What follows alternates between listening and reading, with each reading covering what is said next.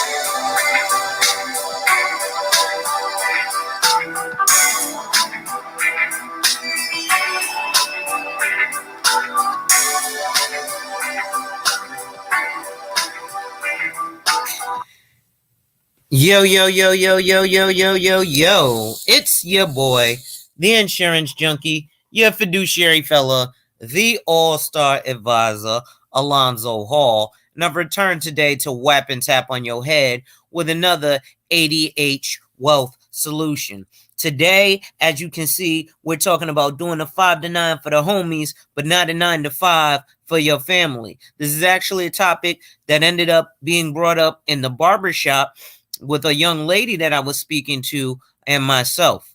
So before we go in, ladies and gentlemen, make sure you hit that like, drop a comment, subscribe, and hit that notification bell so you're made aware every time I release new content. And as always, share, share, share.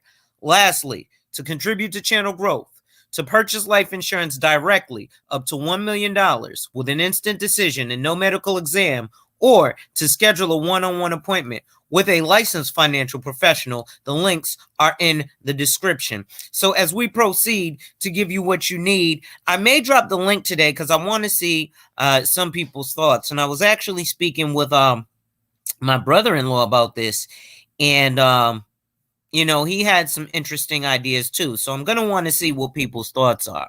In talking about today, a lot of the young kids who are involving themselves in crime are doing things like busing checks or credit card scams and stuff, right? And so, it's different because it's white collar crime. But I had to mention to him, no, kids are still out there selling dope, selling weed, selling coke, selling crystal meth, selling pills, and selling lean and guns and all this stuff. That's why it's still all in the music, and they're still doing it. So I wanted to discuss, because there's a lot of young ladies, specifically in the foundational Black American community, that go through this with their mates, right? And we got a bunch of homies who will do a 5 to 9 and think that Calvin, who works at Burger King flipping burgers, is lame and whack, right? Now, I want to show y'all some things as well, because I didn't even really intend to be going live for long. I was going to go live right at the moment that we talked about it, but I had some other things to take care of. So now that I got a few minutes, I'm going to go over some things. Ironically enough, while I was talking about people doing crime and stuff, I was also looking through my emails. And I got a funny email, ironically enough, about criminals or some fraudulent stuff. So I'm going to share that with y'all. And then we're going to talk about still doing these 5 to 9 for the homies, but not a 9 to 5 for your family. Before we get into that, though, let's take a look at this email. So I'm scrolling through my emails. I don't know if you guys can even see this. Hold on. Yeah, so you see my email box right there. And I'm scrolling through my emails, and I get this email from a guy, David Gordon.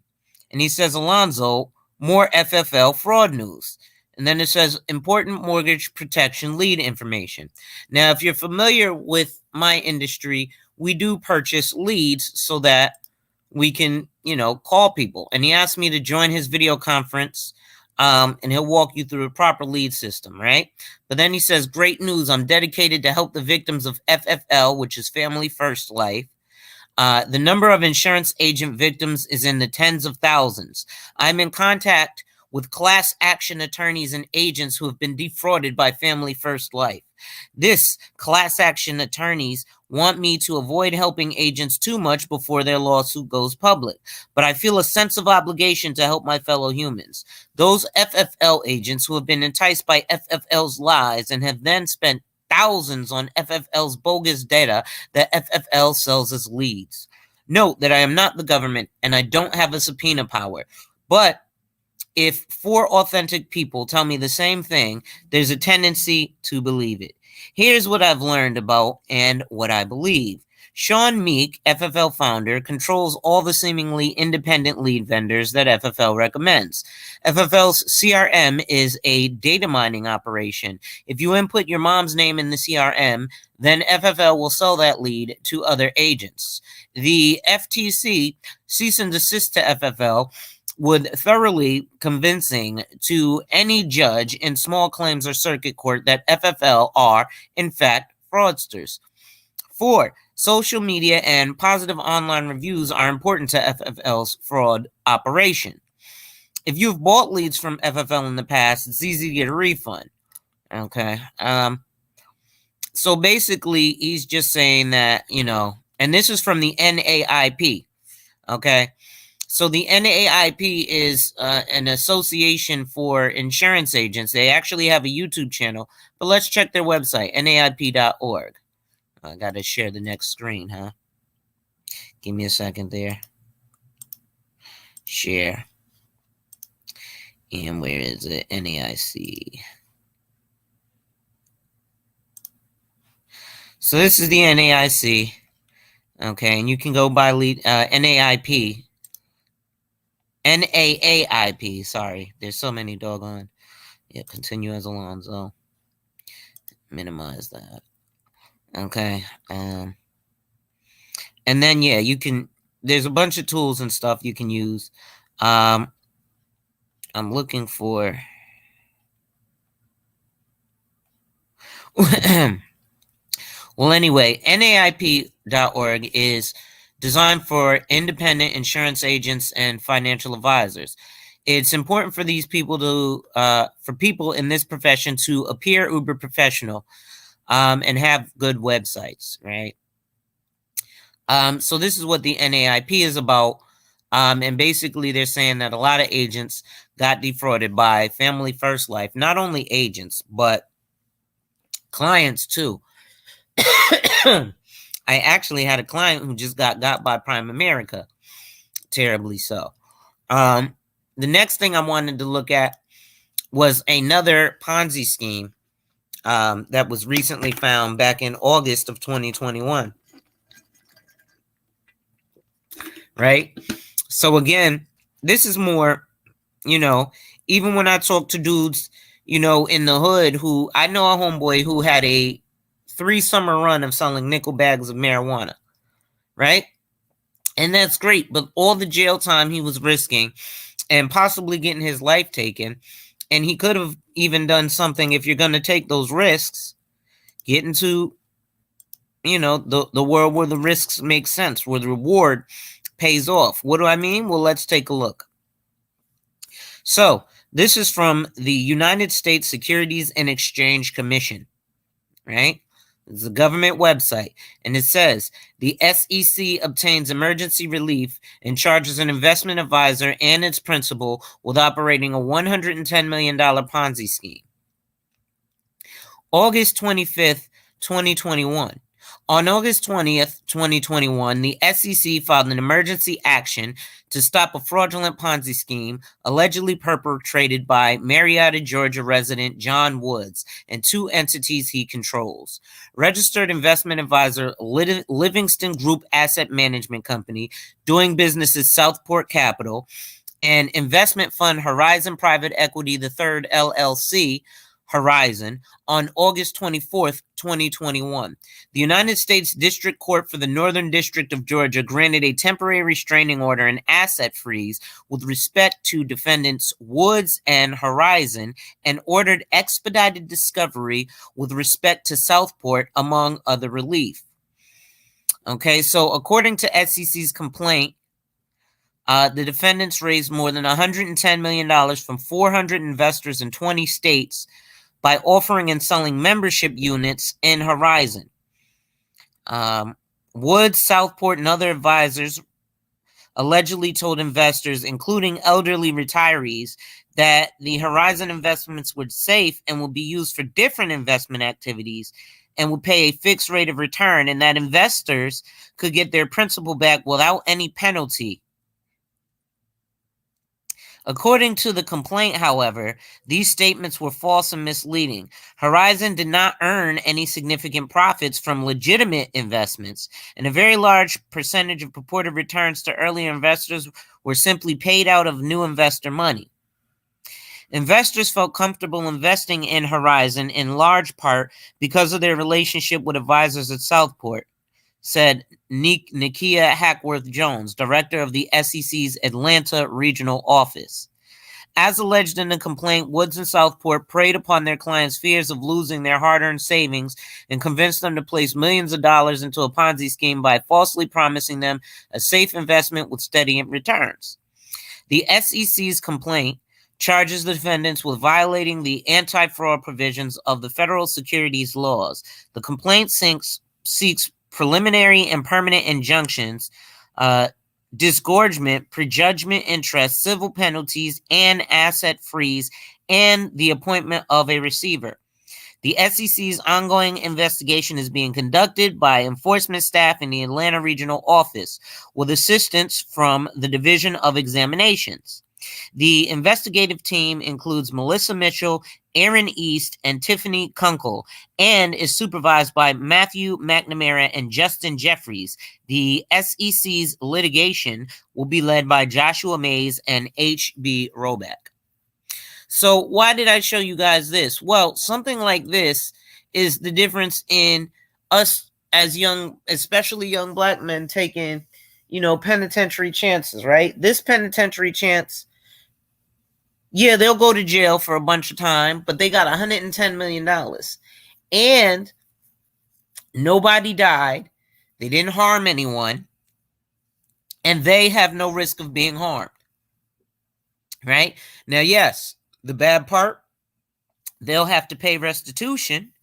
Okay. But here's what's even iller. Imagine that they didn't take that risk and that $110 million was legitimately earned. Right?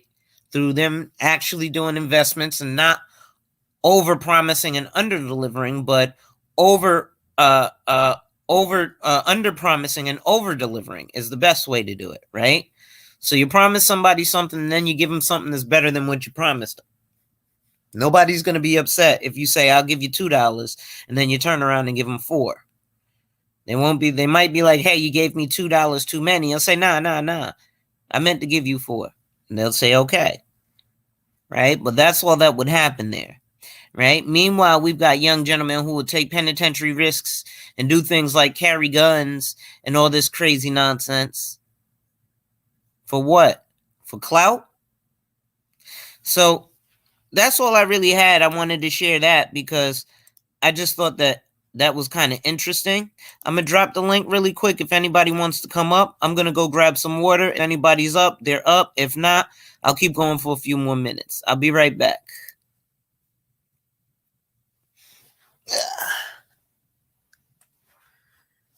Apple juice and water. Go get me some water. Play some music for y'all before I go get this here water. So y'all can at least be a little bit entertained while I'm going, right? There you go. I'll be right back.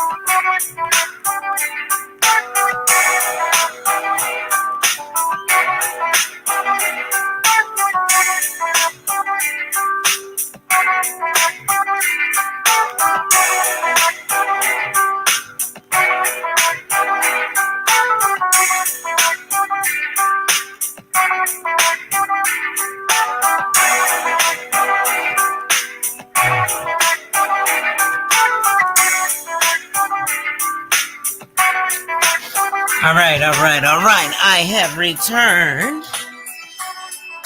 And here we go. So, yes, your boy is back. Make sure you hit that like, drop a comment, subscribe, and hit that notification bell so you're made aware every time I release new content. And as always, share, share, share. Lastly, to contribute to channel growth, to purchase life insurance directly up to $1 million with an instant decision and no medical exam, or to schedule a one-on-one appointment with a licensed financial professional, the links are in the description. So, as we continue, salute to Absalom, salute to Snuggle668 in the building. Thank y'all for showing up. So yeah, I'm just coming up because I was having this discussion in the barbershop. So I dropped the link in the panel chat if anybody wants to come up again and drop their thoughts on it. But it's crazy because I know a lot of dudes who will really risk everything for that 5 to 9 for the homies, right? Listen, man, I ain't got time to be out here flipping burgers or working at a school or whatever. I'll give you a prime example. I got homeboys right now who are encroaching 40, between 35 and 42 years of age. And it was all fun and games while they was out there flipping pies, supposedly, while we were younger. And then they would do a little time in jail, year here, 2 years there, 3 years here, 2 years there, year there, 2 years there, in and out, right? 6 months here, 18 months there, 12 months here, 7 months there, 9 months, right? But it adds up to years, right? So overall, they've probably done like a decade's worth of time in jail, right? Now, they're 40 or encroaching 40.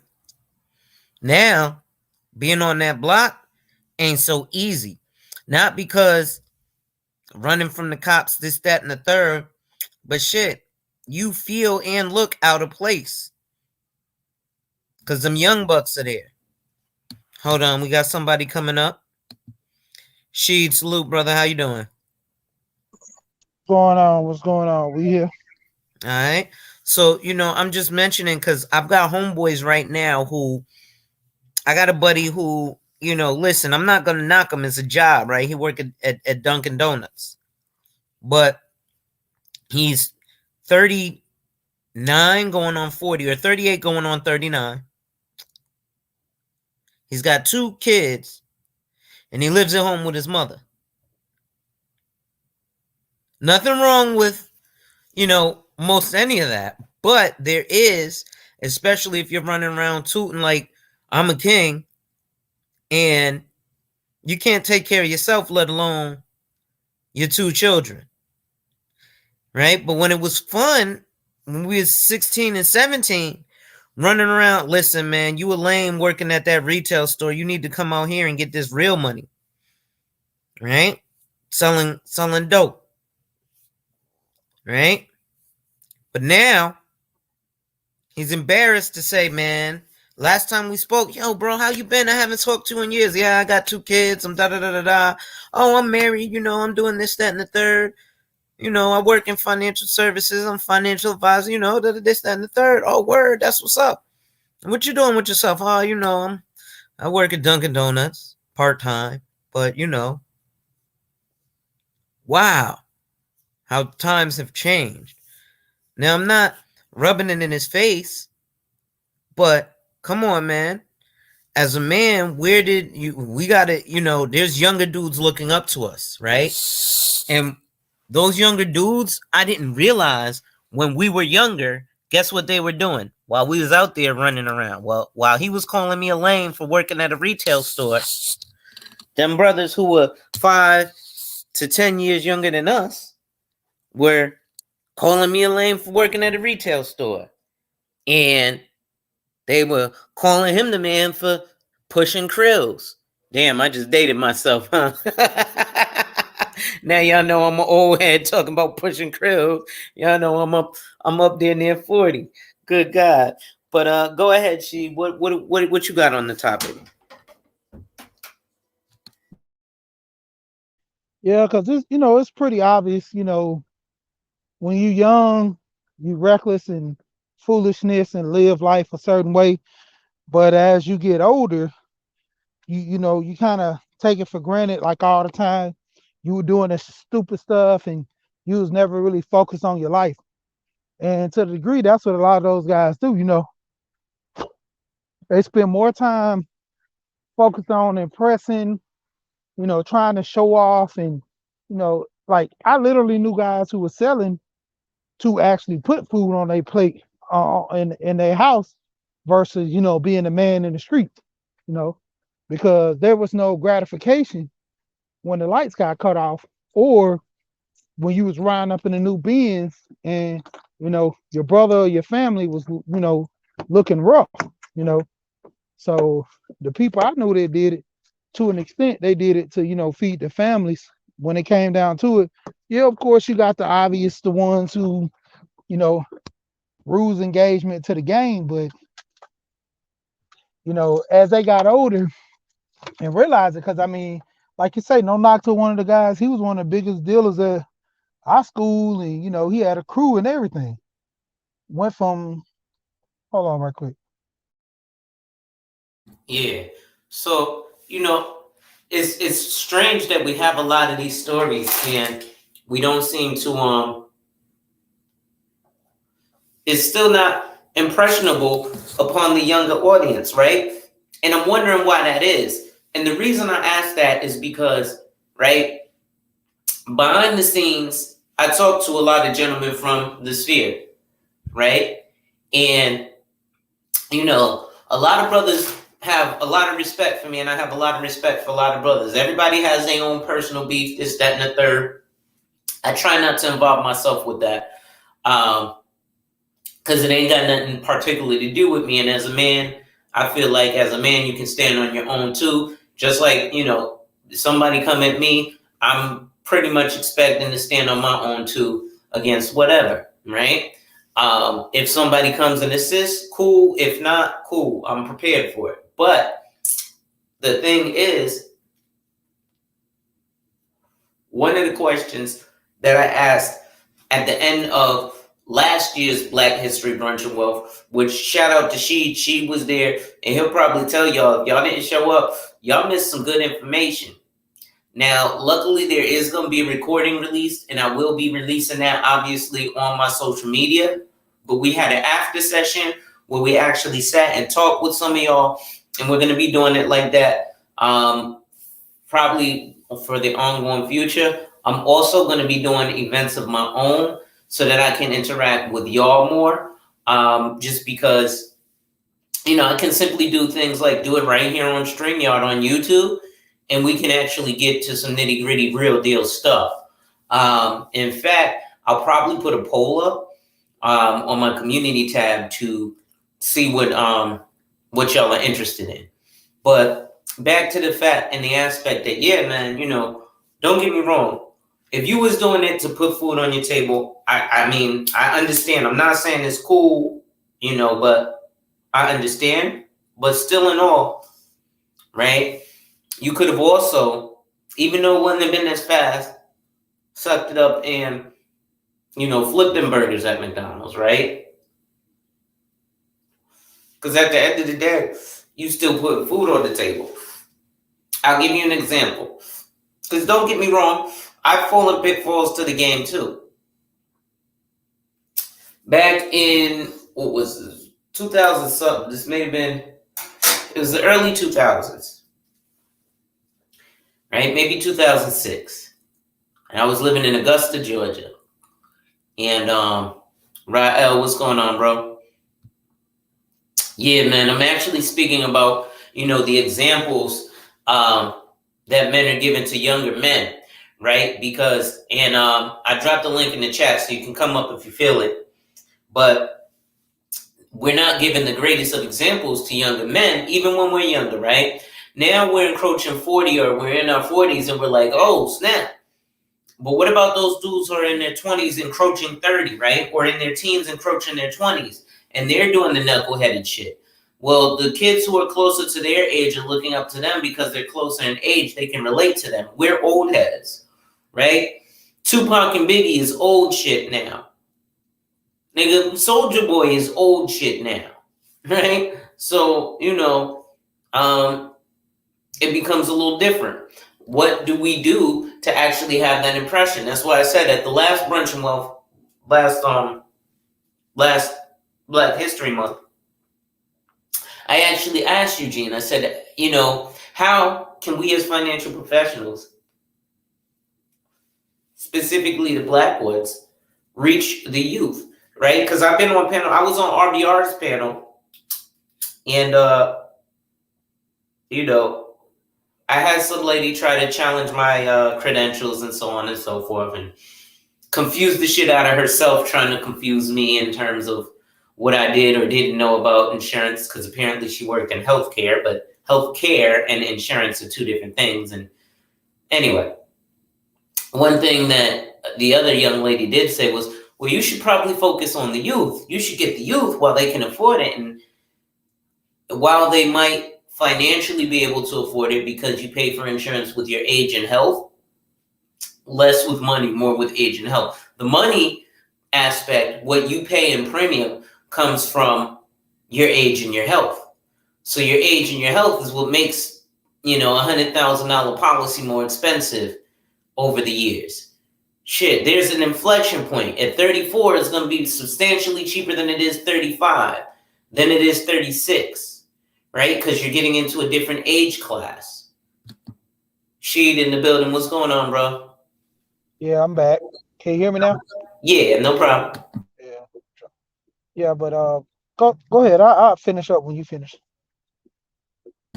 I was just carrying, waiting for you to come back. I was just mentioning, how, a lot of these things we can use strategies, right? And as men, if we can, kind of push some of these ideas on the younger Black men, MOT, what's going on, we can actually, have an impact, right? We don't think about the fact that, like I said, while my homie's busy calling me lame in, early 2000, right? Well, the dudes who are 10, who, yeah, they may have been watching Power Rangers, but they was also watching power moves of other men, especially when 80% of our households are raised by women. Why do you think gangs are so rampant, prevalent, and popular? Because it's a sense of belonging for men, right? That's why we have things like lodges, etc.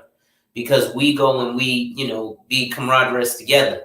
But, that was it. And so I'm thinking that, you know, maybe we impact, instead of trying to go beat that 18-year-old in the head, beat the 38-year-old in the head. Then he beats the 28-year-old in the head, and the 28-year-old finally gets it and beats the 18-year-old in the head. You know? But go ahead. Yeah, but back what I was saying about the guy, that was a big time, in school. So this was the crazy part. I was working at a moving company.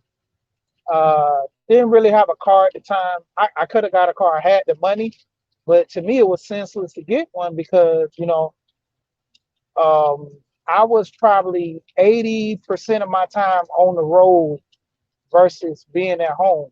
So I seen no need to get a car or basically get a car note, and then I had cars. I had several cars, problems here and there because I was just buying cash cars. But yeah, so I go and take out the trash one day, and nope, I was staying at home with my grandmother, and technically, if we want to do it that way, I was actually helping her because I could have been got my place. I made enough money to get my place. I just chose to stay with her, because she needed the money. So, I actually stayed with her, paid the bills there. I mess with chicks. I just go to their cribs or something like that. Either they had cars or, I could always grab a car. It wasn't nothing for me to grab somebody's car and just do what I do because like I was only in home, like I said, 80% of the year I was over the road. And craziness was when the guy seen me, he was, working at the sanitation company. Like, like I say, it's not a problem with that. But, when he seen me, he was embarrassed more or less. And I'm like looking at him like, man, this is a job. You know, it's not nothing that, to be embarrassed about, but, depending on him and his feelings. But it's a job. I didn't look at him no less because, like they say, you can't sell dope forever. But the look on his face was like, oh man. I don't want y'all to see me like this. Like, no, it's a regular job. But it was ironic how the situation panned out for him. The same thing he was running away from a 9 to 5 as he got older. He seen that was the only thing with some potential that he should have been trying to keep in his life. And like I said, it's just kind of crazy and ironic how it turned out that he needed a 9 to 5 in order to, deal with the everyday because, we know in most cases people who sell drugs, they eventually get caught.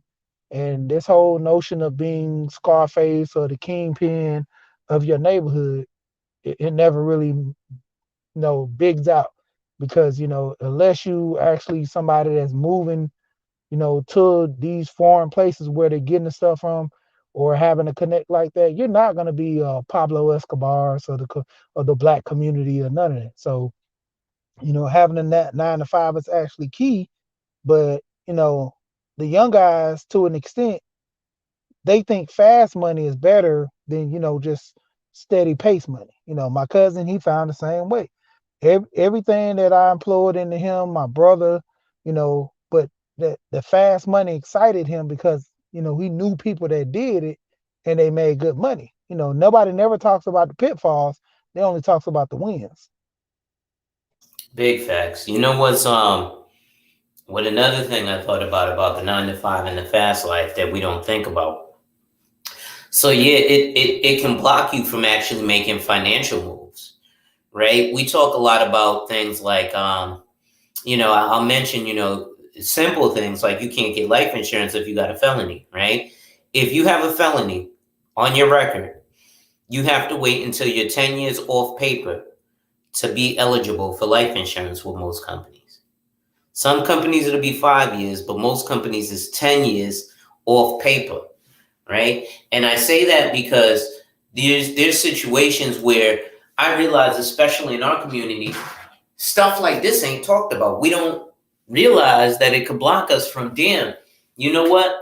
Even though I'm young and I'm 18 right now, I know in 18 years I'm going to clean up and want to get my shit together because that's what I see all the OGs doing, but I'm getting it right now. So when I'm getting it right now, I'm not worried about the future. It happens. Understandable. Then when you're 36, 37, 40, 42, 45, you're like, oh shit, I should have had that job because now, I'm in a situation where I can't get life insurance and I got 4 kids and I want to take care of them. Or even worse, it blocks you from other financial transactions, right? We mentioned things like investments, right? Now, if you're going to file an investment, you've got something called, actually, you know what? I'm going to Google it right now for us, just so we can see. But there's something called an SAR, Suspicious Activity Report, right? Where they will beat you in the head with,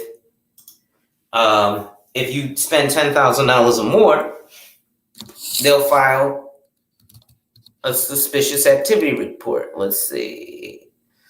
Actually, SAR report. Let's see if I can find it on SEC. I might have to Google it. Yeah. Let's go to Google. What is an SAR report? Okay, they already got it there. No, that's a student aid report. That's an SAR in banking. I closed my window. Let me open another window. 1 second there. Share this screen just so I can show us what an SAR is. So an SAR is going to end up blocking you from, like I said, let me just share the whole screen right quick because that's a little easier. All right. What is this? No, I don't want to file an SAR. Okay, here we go. Why is it not pulling up the... Okay, I don't know why I pulled up an ad. So this is from Thomson Reuters. And if, I'm sure people are familiar with Thomson Reuters, and that's obviously, a very credible source of what a suspicious activity report is, right? So a suspicious activity report is a document that all financial institutions and those associated with their business must file with the FinCEN, Financial Crimes Enforcement Network, whenever there is a suspected case of money laundering or fraud. So now let me ask you, if you've got a prior felony, right? Hold on, let me share it like this. If you've got a prior felony, oh, you fell off, my fault. If you've got a prior felony, then it's likely that you they're going to scrutinize you for things like money laundering, right? Even though you might not have had none of that in your background, but they get you like that. So those are things that might be why your boy was embarrassed, because he's like, damn, if I would have done this 20 years ago, maybe I'd be where you are. Maybe I'd have what you have instead of what I had. You know what I'm saying? Because a lot of what we spend our money on when it's young and fast money is things like clothes, right? And fashion changes unless you're buying, custom made business suits. And even those styles change, because back in the 80s, it used to be big shoulder pads. And now you wouldn't be caught dead with a suit with big shoulder pads. But unless you're spending it on stuff like that, or stuff that appreciates, right? Like watches or stuff like that, it was, oh, I frivolously spent some money on a Benz chain, or a Gucci'd out 1987 Benz. Well, it's 2022. Nobody wants a Gucci'd out 1987 Benz. Right? So, but go ahead, Sheed. I'm just going along here. Yeah, but that's like the biggest thing. Like when I was trying to get guys into driving trucks and doing little stuff, nobody wanted to do that. They was like, well, I don't want to drive a big truck. I was like, drive a box truck. That's what I do. Everybody had every excuse in the book till they got older. Then they wanted to drive. There's guys in the space I've actually talked to, and I've told them that as well. I'm like, look, man, go ahead and sorry, at the gas station. But told this one guy, I was like, look, all you need to do, if you can drive a pickup truck, you can drive a box truck. These jobs you can do to make you some money. I say, now, meanwhile, this is what you can do. Go get a U-Haul, practice driving it. The biggest thing, if you don't have no idea, just get out and look. That's the biggest thing. Just getting out looking. Go rent a U-Haul, drive that Penske or whatever for a while, trying to get some training. I come show you, work with you. You know, the guy wanted to do it, then at the last minute, just like, oh man, I found something else. I'm like, cool. Then turn around, had to go get another job. Cool.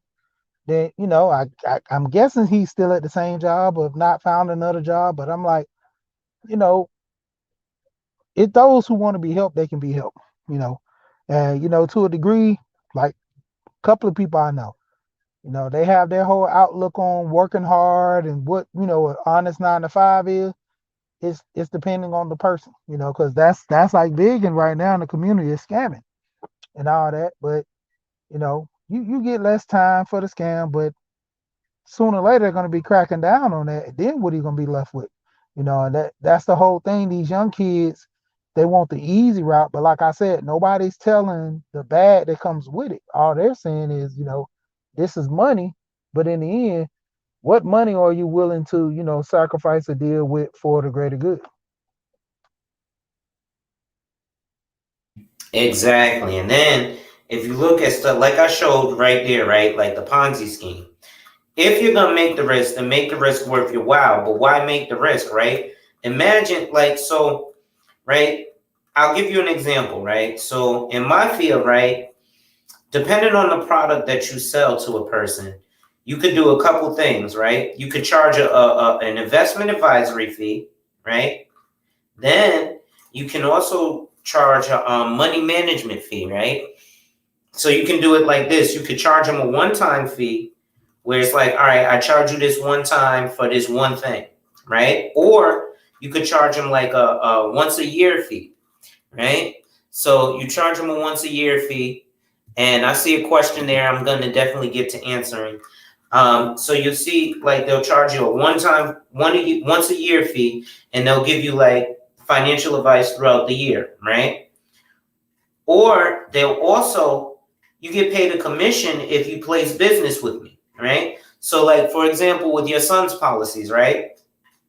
When you paid for your son's policies, I got paid a percentage of what you paid for the year for your son's policies, right?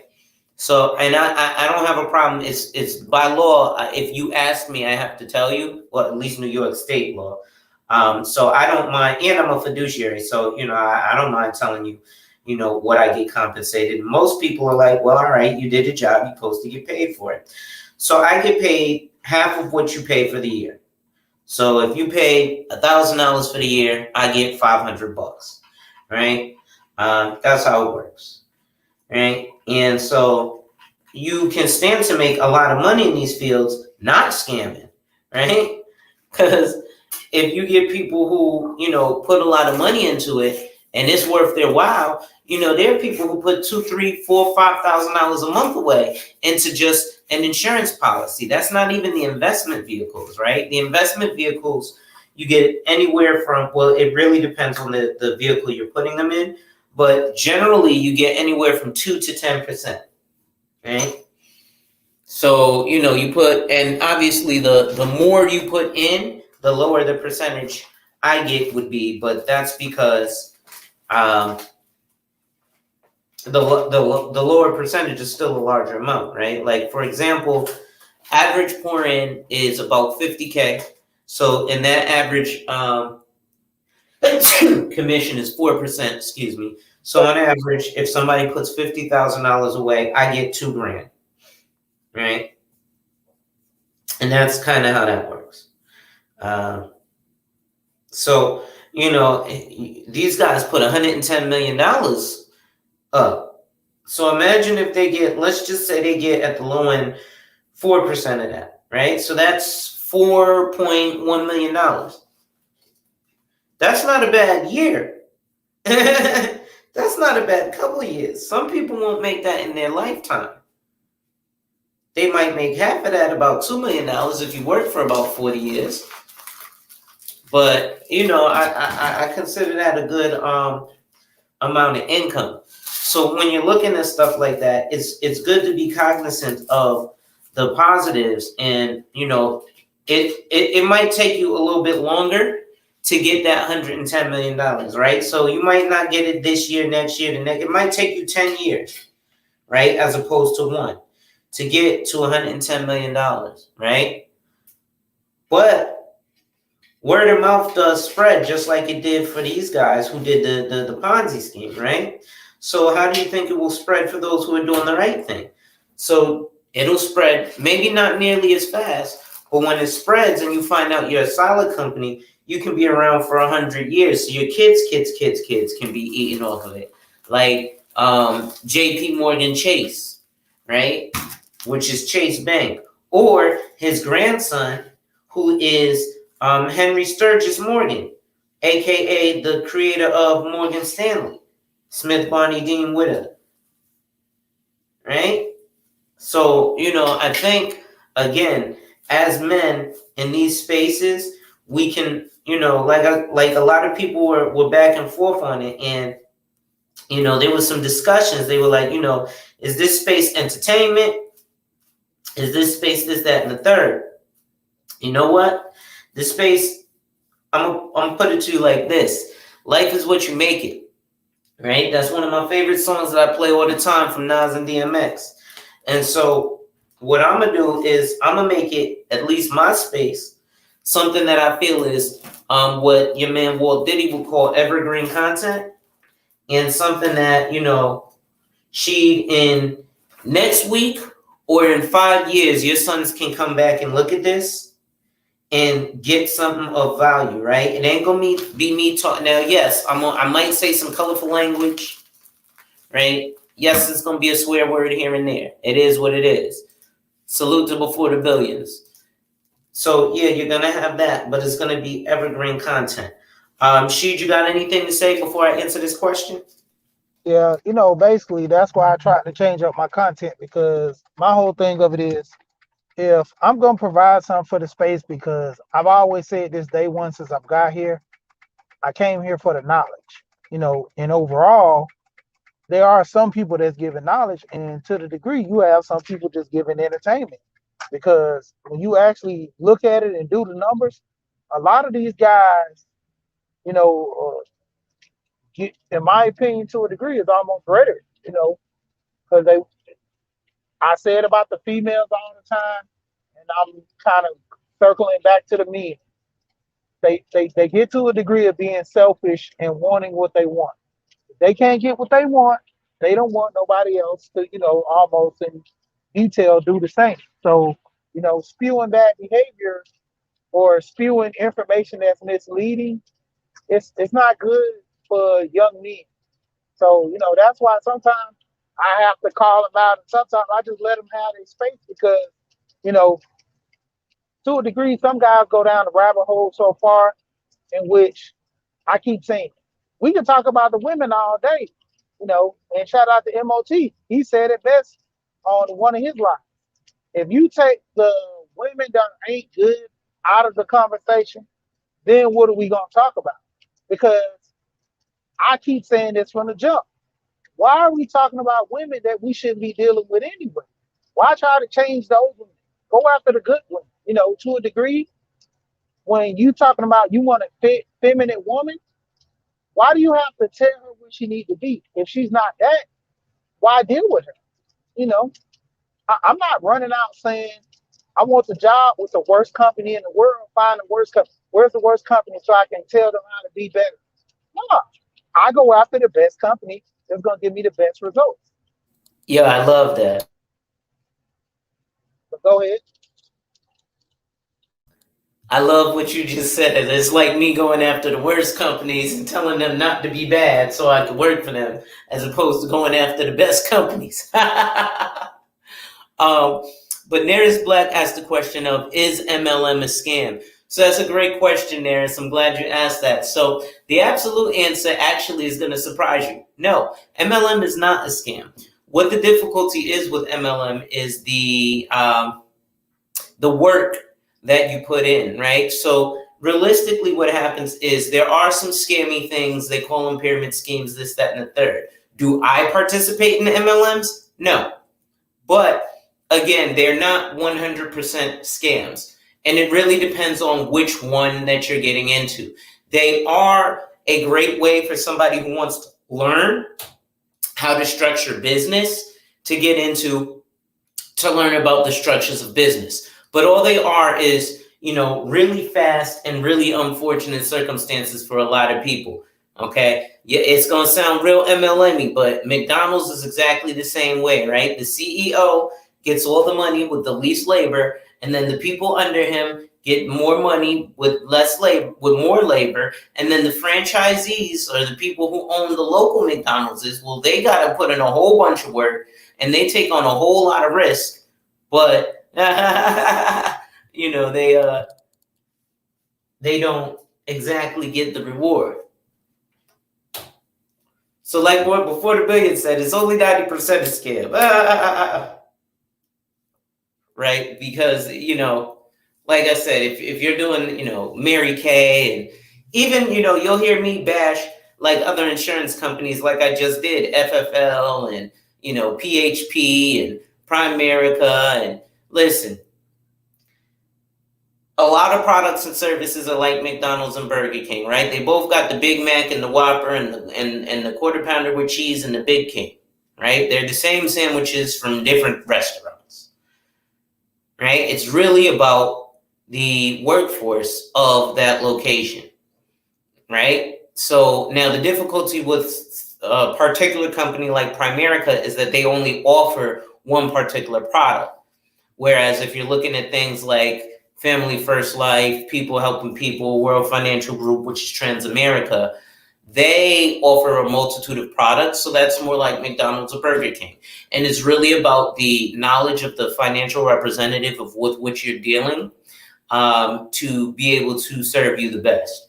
So even though, and you're going to hear me talk cash shit about all of those companies, because in all honesty, they suck, but that's because of the way that they train the representatives, right? If the representative is a standout representative, generally they're not going to be with those companies for too long. But some reps do go to those companies because there's financial incentives behind being able to build a team. So I want to talk about that too, she,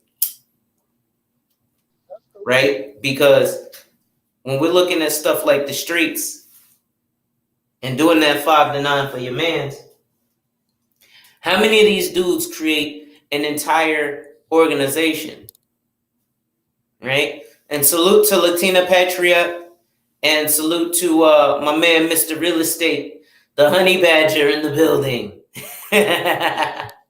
Right? But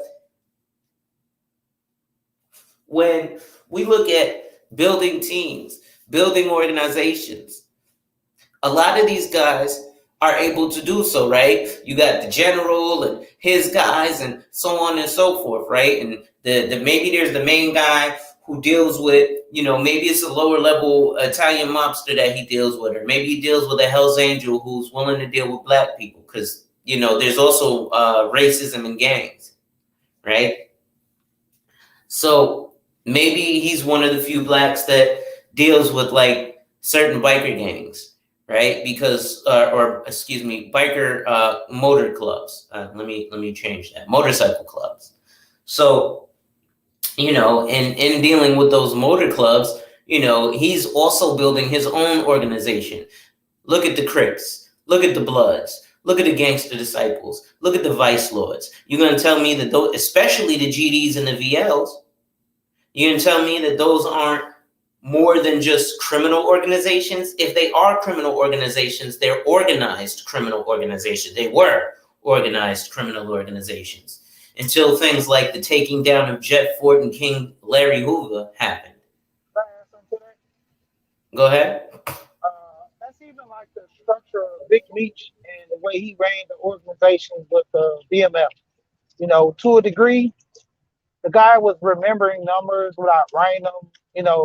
Trying to have photographical memory, um, remembering numbers, prices, quotes on stuff that they have at storage houses.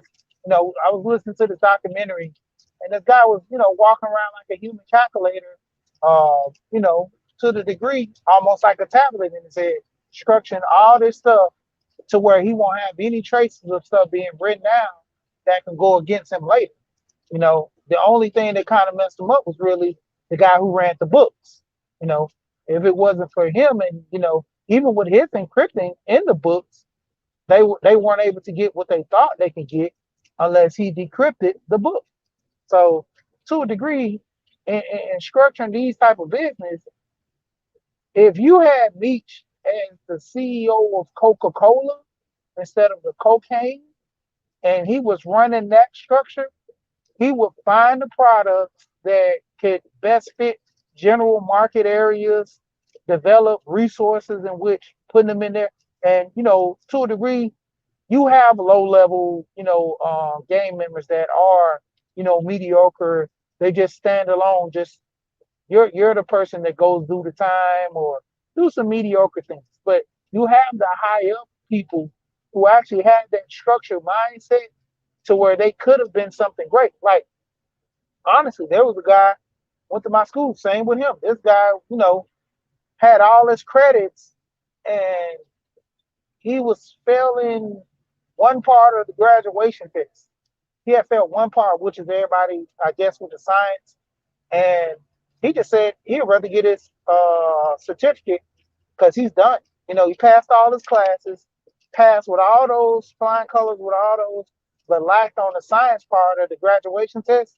So he just said, well, I'll get my certificate. I know I'm smart. I know what I did. I don't want this test to deter me. I need to go out in the work field and work.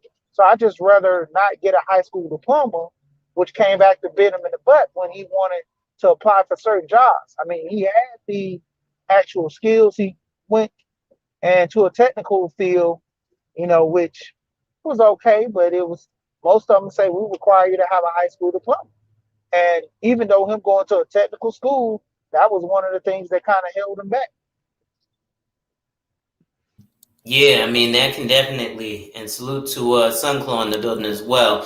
That can definitely, derail a person, right? Really easily is if you have certain skills and abilities. Here's one thing that I've noticed, at least from just being online doing what I do. People will always, especially if you're in a public field, question your credentials, right? A lot of people, hey, what's your credentials? How are you talking about all of this stuff? Now they won't do that if you're telling them, oh, get rich quick. But if you're breaking something down to the nitty gritty, they want to know your credentials. So a lot of kids do that as well, or they transfer to another school to get the diploma.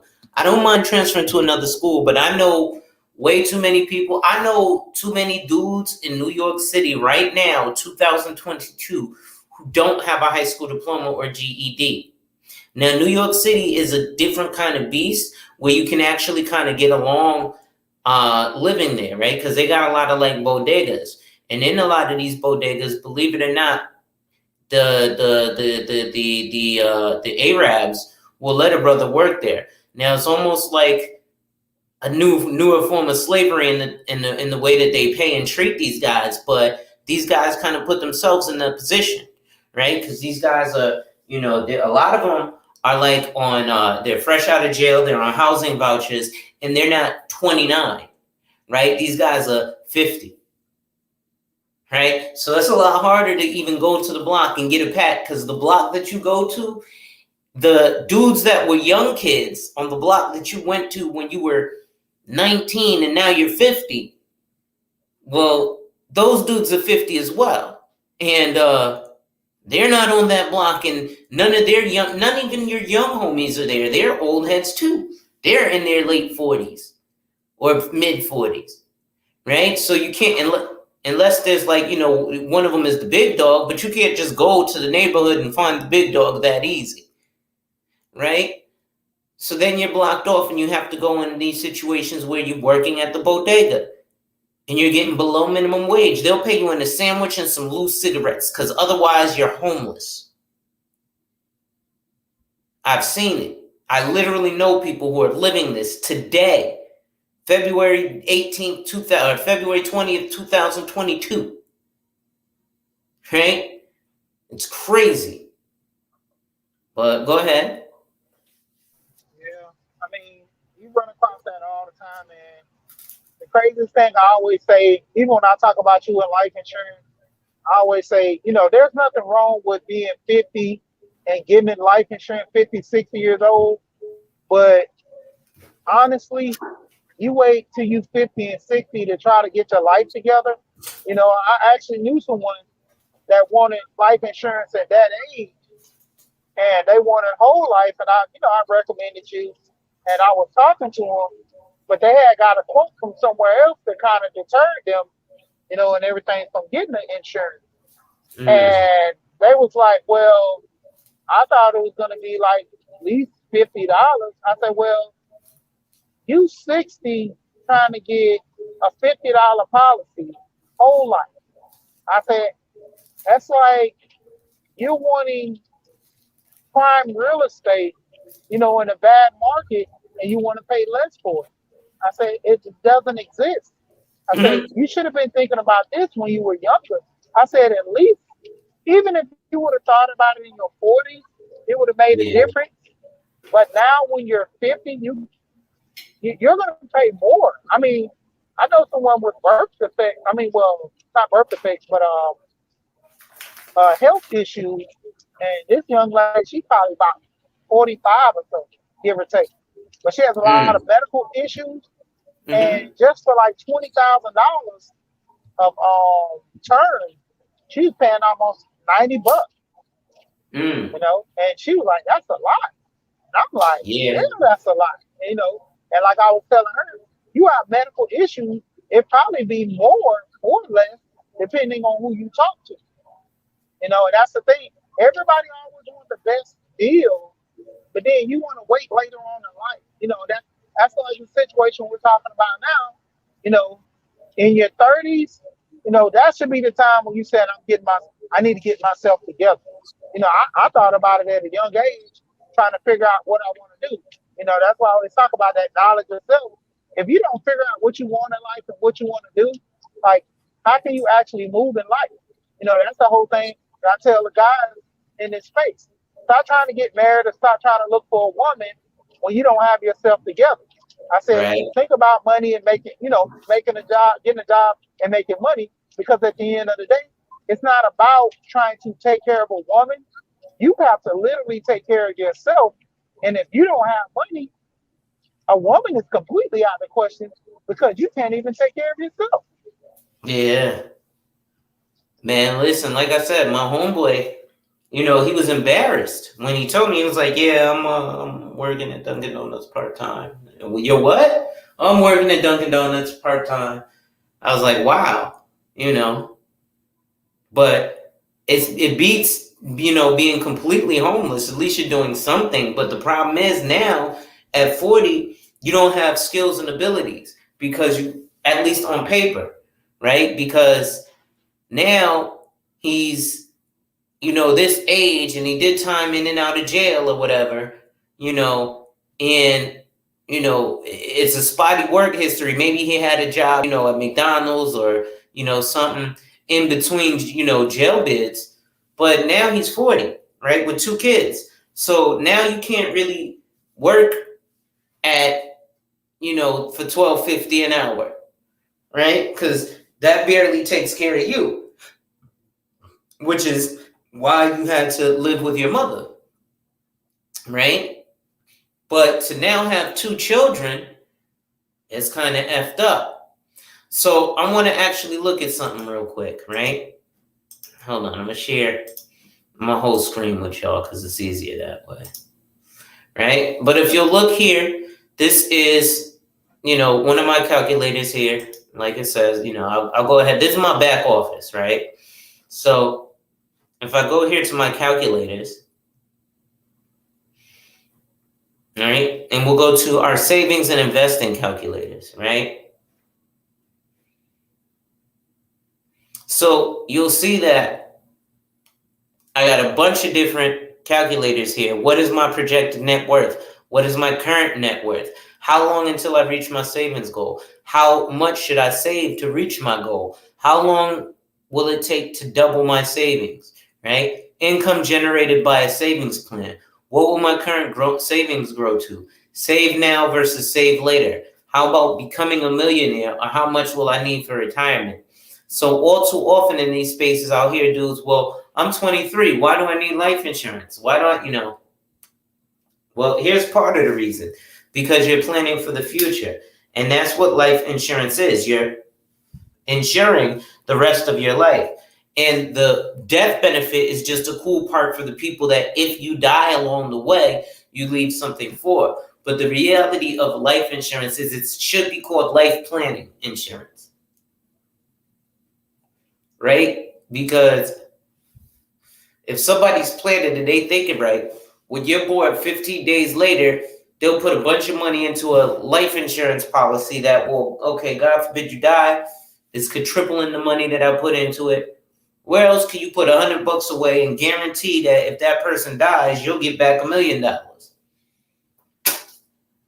Anywhere along in their life, if that happens, you get $1 million. Now, not saying that that's what you're hoping for, but life happens, right?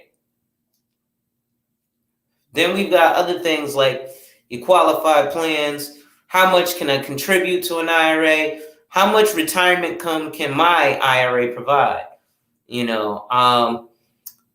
What will my qualified plan be worth at retirement, right? So let's take a look at this, because this is something that people do often, right? Is they worry about when they're retiring. Let me see here. Okay, switching the account, no doubt. So I'm gonna ask for some participation. How old is your oldest son? He's 21. 21. Yep. All right. And what's a good annual income for a 21-year-old? Let's say 40,000. We're gonna say you're making good money. All right. 5% annual increase is a lot. Yeah. say at least about 28, 30 is average. But, yeah. All right. Annual before tax return on savings. So we're gonna say he's getting 8% return on his savings. At 21, you're not gonna have a lot in your 401k. Let's say somehow he has 10,000 in the 401k. And he's gonna contribute 4% of the salary, and the employer is gonna match 100% up to 3%. Okay, and let's give him an IRA. Let's do the same, $10,000. Right? And let's say he maxes out and puts $6,000 in every year. Okay, he's not going to increase the contribution because he's doing the max, right? Oh, that's years until retirement. So if he's 21, he's got about 45 years until retirement. Okay. Okay, so based on your assumptions, your retirement plan may be worth $5 million by the time you retire at a future out-of-pocket cost of just $525,000. So if somebody at 21 basically put $20,000 away and is going to save, what, 4% of 40,000 is about 1,500. So we'll say 2,000. So you're going to save, let's call it $10,000 a year. For the next 45 years, you would have put away yourself $525,000.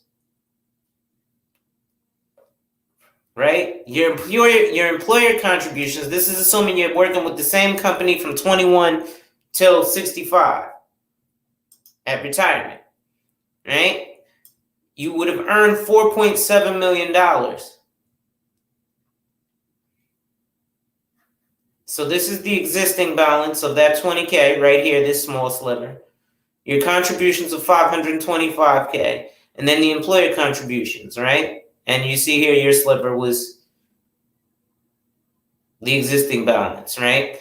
And then all this 86% is your earnings, right? And it literally show you in an amortization schedule, year by year, your contribution, right? So every year it increases a little bit because you're increasing more to your 401k as you age, right? And this is just assuming that you're keeping, your $40,000 salary is increasing at 5%, right? Now this is a way to match and or beat inflation. Wealth Talk with the Guan, right? So this is an easy, simple way to match or beat inflation. But go ahead, She. What do you think about that? Do you think that's something that, is valuable to young men? Yeah. And see, that's the biggest thing. See, it's like the whole saying, the forest through the trees. You see the forest through the trees. I guess that's what they said. But basically, they're not projecting in the future. You know, that's the whole thing about the fast money versus the long term. I actually was talking to a guy, I think it was last week. This guy was working for his company for he said 41 years. He started when he was like 18, 19 years old, been with the company 41 years, make about 113,000. Used to be a supervisor and a manager, but had health complications, dropped him back down to a regular general worker, but he's still making the money, from when he was up there in management, And his thing is the job already had the insurance for him, and the 401k he contributes monthly into that. Even though he didn't plan for it, he was with a good company, a great company that had good benefits. So if anything happened to him, like his family's taken care of. By the time he gets to retire, he has everything set up. If he don't pass, he has everything set up to where he has the best opportunity. He could actually retire right now, but waiting at 65, getting the full package. And just like with this young man, if you have that foresight to where you're planning for your future, that was my whole reason for getting life insurance. Like I tell people, my dad was in the military. You know, when he died, there's the benefits that come with the military for kids. I didn't go to the military, so life insurance was one of my biggest things that I was looking into. And since my family already talks about life insurance not being a burden to anyone when you die, that was the best opportunity to get. Unless I just became a millionaire and cuffed some money to the side for them. Other than that, those are my options. So Yeah, nah, that's I why I think wish that's that more smart. for young guys. Go ahead. I was just saying, I think that's smart. I think it's difficult because I was drawn in by that fast life, right? As well, we all had some allure to it, and America loves gangster, all that rah rah. But like you said, name me one, just one gangster who got out of the drug game, not let alone alive, but unscathed, never went to jail, never had nobody attempt to kill him, never got injured, never nothing, and just lived life like a regular guy, but happened to be dealing drugs and killing people. Name me one who got out of it okay. I mean, funny part is I actually know one guy, Oh shit. and it's funny. The guy, his wife took out, I think it was like a 5 million to 10 million. I know it was like more than $1 million policy. I can't, I don't know the precise, was it 5 or 10? It was one of those policies they took out on him because he wasn't reckless out there, but you know, when you were kind of doing that thing and moving around a certain way, she knew the risks, when she started dealing with him and knew what type of man he was. So she explained to him. And so he actually paid his policy, through his level. He put himself through school, put his wife through school, and he made use of the money to an extent. But at the same time, it was just crazy how the situation panned out. And he said he was gonna make a certain amount of money, in the millions and get out. And that's what he did. And now he has about three businesses. He run basic business, lawn care, construction, minor construction, and another business to where it's hard work. But he's like he don't mind doing it because you know he rather stay low key than stay in that lifestyle. Mm-hmm. He got some houses, got a couple of cars. He's like, man, I really don't want for me to go back in. It's almost like being greedy. He had a limit, and other people around him, they looked at him as being foolish, which I guess he gave them the deals and stuff. But everybody got caught up months or years later to the point where he felt that he did a good thing. Mm. You know? See what I'm saying? And I mean, let's look at, like there's some Georgia legends, like I said, like Rallo. Cuz put it in, you know what I mean, by buying that Carter basically, and allowing his people to live in it. But Yep. now, here's one thing that I find ironic about that lifestyle, right? In our community specifically, right? Too many chiefs, not enough Indians, right? Now, I don't mean that everybody calls themselves a boss or a king, that's fine. Here's what I mean. Everybody is either, and you can tell in the music, everybody is the chef, and everybody knows how to bag. Everybody's got the recipe, and everybody is standing out there all night. Nobody's playing their role, and that's just in as far as the product. All right, if it's cocaine, not everybody's going to be able to whip up the best magic and blend it the best, right? There's a particular set of people for that. Just like McDonald's, right? I was reading an article and it was explaining why every McDonald's ice cream machine, even though it's a joke about every ice cream machine is broken, there's a reason why. McDonald's invests in this particular company. This particular company is the company that has contracts with McDonald's to fix all of their ice cream machines and service them. But you have to be a licensed technician for this company to be able to program the ice cream machines because they got it all computerized. So that's why it's always a McDonald's vending machine, ice cream machine broken down. Now that's some gangster shit and cornering the market, right? But what do I mean when I say there's somebody for that?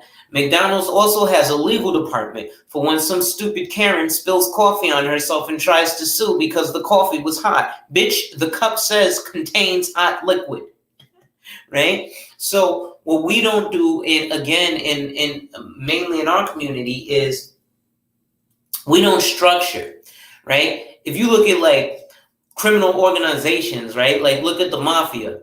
They have guys who are out there on the street level who are the thugs, right? But they wear, jumpsuits, right? And their job is they're, the muscle, right? But nobody wants to remain a thug, right? But then you've got people who, are scrawny guys and their job is to be an accountant. They don't get their hands dirty, but those are the guys who, they do, they cook their books. Like you said, the guy with Meech, right? The only thing he had was a guy who cooked his books, right? The thing we also don't get is we need to have guys that we push to be attorneys, right? If Meech was able to have his pulse on things fully, he would also be like, all right, while we're out here giving turkeys to these young kids, who's a smart kid in school who's getting bullied at school because he's a nerd? Let's nurture that kid and push him toward becoming a police officer or a lawyer. Then he can become a judge. Then we can have judges in our pocket for the next 4 decades, right? Let's look at. Go ahead. I want to say something real quick. Let's take for instance LeBron. Look what he did with his friends. But go ahead. Well, now, keep that thought going. Keep that thought going. Well, no, I was gonna say like one of his friends is one of the biggest agents right now, and he didn't even go to school for it. I mean, but the whole point, he had a knack for it, and he knew what he was getting into. If he had to go to school, he would do it ultimately just to fulfill this title and keep representing his clients. You know that that's almost building a team around you. I was listening to Damon Dash. He said it best. Nobody's great by themselves. You got a team around you. Your team. You might be the person that's running the team, but you're nothing without your team. You know, to an extent, we have so many guys trying to be the biggest man out here. Why not just be the man that works with the man? And you put your foot in the door when he put his foot in the door, and so forth and so on. That's I say this. That's the issue of our community. It's a selfish mentality to where everybody don't want to play a role. There are certain people that say, well, I want to be larger than life. I talked to this young guy and he was saying that, I want to be the king of the street. And I was like, do you know what it takes to actually be the king of the streets? And he was like, what do you mean? I was like, no, literally, you will have to take over all your competition and you will be feared to the point where you will be the king. And he was like, yeah. And I was like, but do you know what comes with that? You can't even go out to get the mail without somebody taking you out. Because if you're that feared, someone's going to have a level of, to a degree, want to take you out, and not even just that, having a team around you, you can walk to the mailbox. But, even though you don't see guys there, there's always someone there. That's like my cousin once told me. He said, "Who would you rather be, the Secret Service guy protecting the president, or the one that nobody sees, like the Special Force, whatever guy that no one sees, the Secret Service that nobody sees? That's the person that's not in the limelight. He never gets recognition, but he's a part of the team and he's well needed. Everybody wants to be the man until the man gets taken out." But go ahead. Now you absolutely right there. But even like I said, like if you look at like I always talk about the Colombian cocaine cartel, right? They had independent agents. So it's likely that years before they got someone who's clean record, going to this industry, going to this financial industry, learn about this. Okay, now you got a legitimate job, but you're still part of the Mexican mafia. What's the way we could, put some money over here? Oh, we can do that. Okay, boom, boom, boom. We'll put millions of dollars. Right? $80 million later, a couple of them get caught. But as a whole, if they found $80 million, think about what they didn't find, right? If we're gonna do things corrupt, then do it the right way. If you're gonna do it the wrong way, right? So even that is, so we have to foster people going into positive, legitimate things, right? You look at the 1920s and the Italian mafia in Chicago. Now it's all Frank and Luigi's Pizza or Mike and Al's Construction, right? So we also have to learn how to structure and move stuff. A lot of us already, like I said, like you said, Meech knew how to organize and structure a business. If he was organizing Coca-Cola versus cocaine, he Coca-Cola would be a real big business. Not that they're not now, but just imagine it, right? So, but go ahead. Go ahead. But yeah, I think showing stuff like the qualified plans and stuff is a good idea too, because it puts a bug in young men's head, right? And as a younger man, again, yeah, all that scamming stuff is cool, but remember what I just showed y'all here. Hold on. You save up at 21, because this is 45 years to retirement. So at 21, if you're making 40,000 a year, you putting $20,000 away, $10,000 a year away. You'll have put away $525,000 over the span of your life, but that value will be 10 times more, $5.4 million. Now, yes, you'll be in your 60s, but this is for your retirement. Say you want to retire a little bit early, so we'll say you're still 21, but let's say you want to retire in 30 years. So you want to be 51 when you retire. At this rate, you'll still have, wow, that 10 years made a difference. You'll have $1.5 million still at 51. Right? So there's something very valuable for starting out early. And the way to start out early is to get that 9 to 5 job. Let them dudes call you Corny Calvin, right? Corny Calvin cooking, right? Because at the same time, like I said, when I lived in Augusta, Georgia, I was on what you call it? I had to do community service and shit because I was on probation, right? Because I had got locked up in Douglasville real quick, right? On some bullshit. It is what it is, right? So in doing my community service, I also had a regular job, and where I worked was Taco Bell. And people was clowning, oh man, you working at Taco Bell, right? To put food on your table. Well, the ill thing is at night, at the end of the night, I would literally put food on my table because I would take home a bunch of tacos. They used to have these apple empanadas. I would take home a bunch of those. And at the time, I lived in Augusta with my brother. There's 2 bachelors, right? So it's not like we was doing a bunch of cooking. So free Taco Bell every night was slapping, right?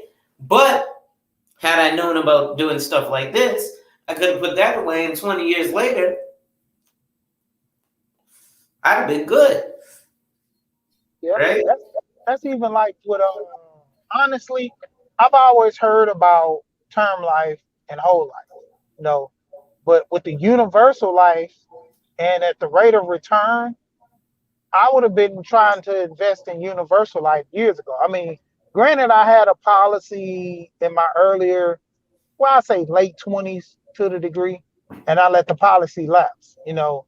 Um, financial, making decisions. Do I want to take this approach, take another approach, or just let go of my life insurance?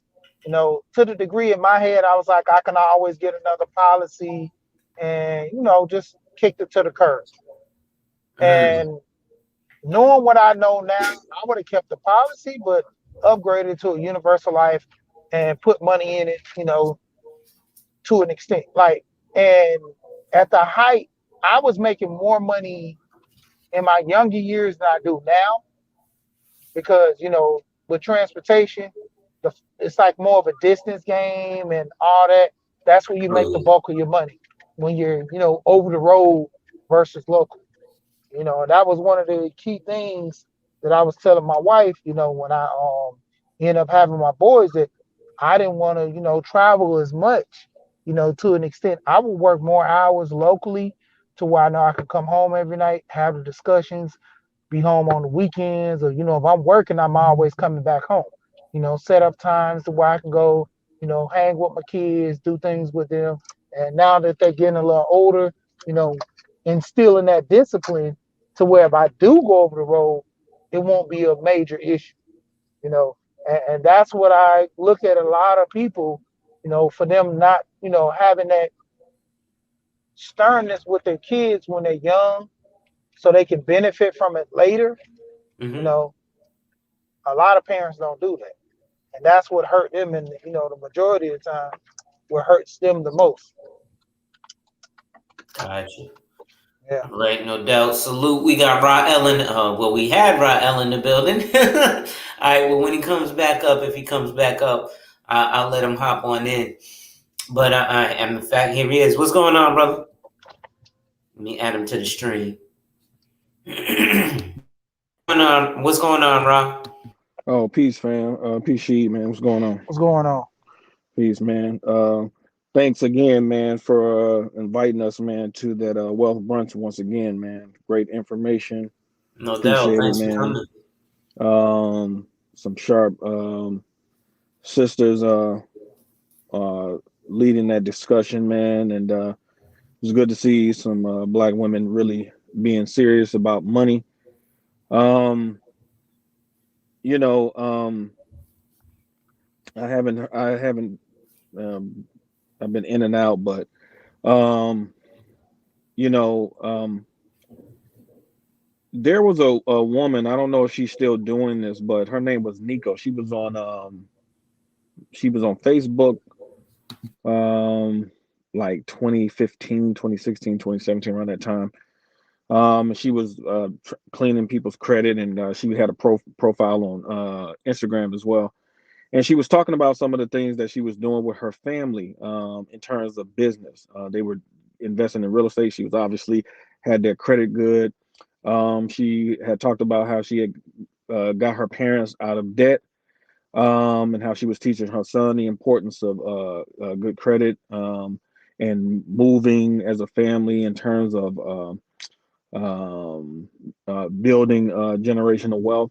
Um, and I never forget like some of the comments that I would see from her. I mean, it was pathetic actually, seeing some of the comments that I would see from women and dudes, um, like really second guessing what she was doing. Like they were doing a lot of they were getting a lot of real estate, and like she was talking about like Gary, Indiana, and stuff like that. The properties were cheap. She was showing videos about properties she had accumulated and how they were going to fix them up and stuff like that. I mean, properties for the low. And just the level of apathy and negativity um, that she was receiving from black people. And um, you know, one of the first things that people really will have to do, some of the first people a lot of people will have to face are people that's going to look like them pushing back against this. We've all seen it. I've seen it myself. I know you've seen it, Lonzo, in your field. I know you've seen it, Sheet, as well. And that's why I love those two books that because when we was on the um, stream, the brunch after the show. That's why I brought up the book, because one of the sisters brought up how she was trying to push the idea of wealth generation to her daughter, which was important to her. And it was a brother on there that was talking about his son was going to college and how he was trying to get him in the know on some of this stuff as well. And that's why I think that book, the Kids, Wealth, and Consequences book, is a great book. To me, it's a great starter book to start the conversation with your children. I mean, it's to the point that um, we're in an environment where there's just so much proliferation of information, and um, looking back at just look at our own parents' generation, they didn't have access to information like this. I mean, the fact that we could have this type of information at our fingertips on a phone, just puts us so far ahead of most people in the world. It don't matter what their color is. And so I think that's a good starting point for people, especially when you start talking about passing wealth to your children, especially when you start talking about things like life insurance, trying to get them to understand what their responsibility is when it comes to getting money. Because a lot of times when people get money in inheritance, they know to do with the money is to spend it. They don't know to say, okay, take this money. Okay, if you want to go buy you a nice car, cool, but go put a lot of this money over here. Go put it in something that's going to accumulate over time, like some real estate or something like that, or maybe some more life insurance or something like that. And so their notion is just to take the money and spend it and deplete it, which completely uh, it undermines the purpose of somebody leaving you something like that. Well, Master let me P. pause you right there. So in that, there's a couple of things, right? So one, there's where that responsibility lies. And so part of it is like you were saying is us teaching, the next generation, hey, when you get this, you got to do stuff. You can't just go balls to the wall. Right. But part of that is also financial professionals educating both you and your future generation, right? Because Right. right, it takes me teaching you something like, hey, did you know that there's something called the spendthrift clause, Mm-hmm. right? That you can get in your life insurance or put in your will. So you can put in your will, hey, this spendthrift clause. So I'm gonna give you, this $1 million worth of life insurance, but you can only stretch it out over the course of 20 years. That's a trust fund, baby, right? So you'll Mm-hmm. get $50,000 a year for 20 years as soon as you turn 30. So from Mm-hmm. 30 to 50, you got an extra $50,000 a year. That's why you see somebody turn 30 and he's still, fat the asshole that he was in high school when his dad was alive, right? Or, so there's something actually called the spendthrift clause Mm-hmm. that will allocate, okay, you're going to get X amount of dollars over X amount of time to avoid shit like that. Because think about it, rich dudes be having wives who will blow through all their money. Mm-hmm. But go ahead. Yeah, well, one thing that I like about the Kids, Wealth, and Consequences book, and this might be news to most of the people that's listening to this stream, in these families that focus on wealth and wealth transference issues, they have not only financial advisors advising their family on financial issues, they have people who have combined skill sets that will focus on not only just the financial issues but the psychological issues in terms of the family, understanding what this son's mindset is towards money and his responsibility in the family. What's the daughter's role in the family? What is their purpose? Because in this book they talk about how in order for their children to understand the importance of money, like they make them do certain things. So for example, like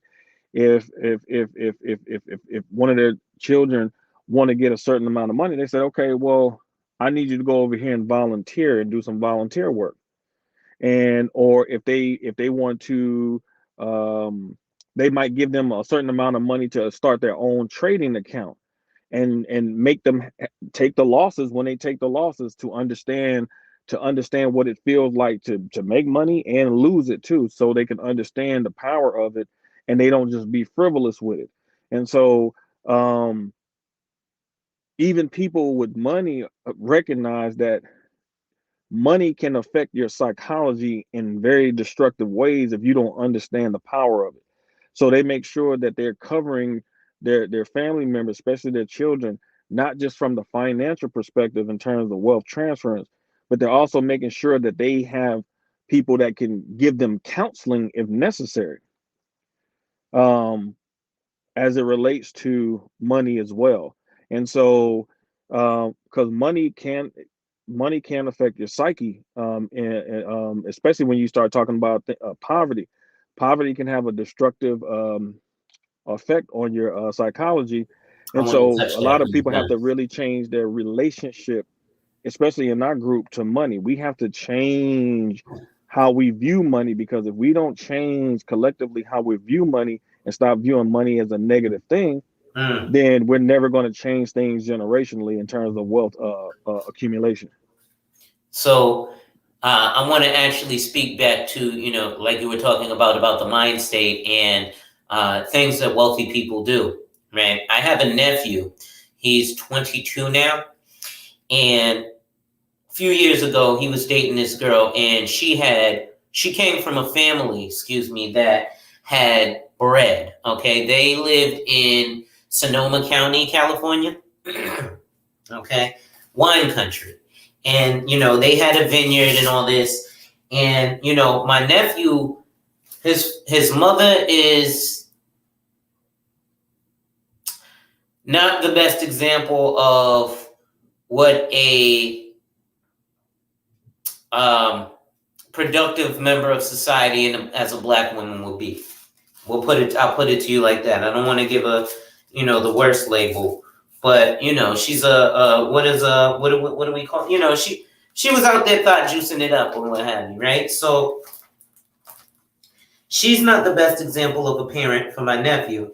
And, she didn't have money, or anything like that. She's what I would call a baby factory, right? She knows if she has another kid, that's another $20,000 she gets this year. So, um, and his father was just a working dude from the projects in Brooklyn, right? So and he makes maybe about $55,000, $60,000 a year right now, or back then, and that's nothing in Brooklyn, New York, to be honest. Unfortunately, right? If you make $60K in other places of the world, you good, but if you make $60K in Brooklyn, it's not making it. So anyway, back to the wealth thing. I'm sorry for rambling. Back to the wealth thing. So my nephew decided he was, head over heels over this girl, white girl, because he doesn't date black women. And he decided that he was going to move to Cali for her from Brooklyn, New York, where he was living with his father. So he took his 1997 Honda and drove across country to go live with her. Now, her father gave him a job at his company doing landscaping. Just, okay, you're here today, start work tomorrow. What? Yeah, no, it's my company. You start work tomorrow. Okay. Be here at this time. Okay. Now that's wealth. Let me tell you one more thing that they did for wealth. They were in a lease in the apartment because the father said, okay, well, if you're going to be living here and, hate fucking my daughter, the least you could do is pay me some rent. So he was forced to pay rent and they had the lease. He said, you know what? We're just going to do 1 year of the lease and then we'll move out somewhere that's on our own. Well, she said, no, I'd like to go backpacking across Europe again. First of all, he was like, again? Hold up. How are we supposed to do that? She was like, well, my dad's going to pay for it for me. And he was like, okay, but my parents, she was like, just ask your parents. He said, my parents can't buy me a backpack, let alone buy me a ticket to Europe to backpack across Europe. But the thing about being wealthy and backpacking across Europe is This is where she's going to go, and she's going to be scant of resources and doesn't know anybody. All they're going to give her is X amount of dollars, and you got to survive X amount of time in Europe backpacking across it and get it how you live. Now, no, they're not going to leave her absolutely destitute, but those are the things that wealthy people will do to teach you the value of, damn, I only have, $12,000 to last me a month, right? So I just wanted to piggyback off of that real quick. You could go ahead, bro.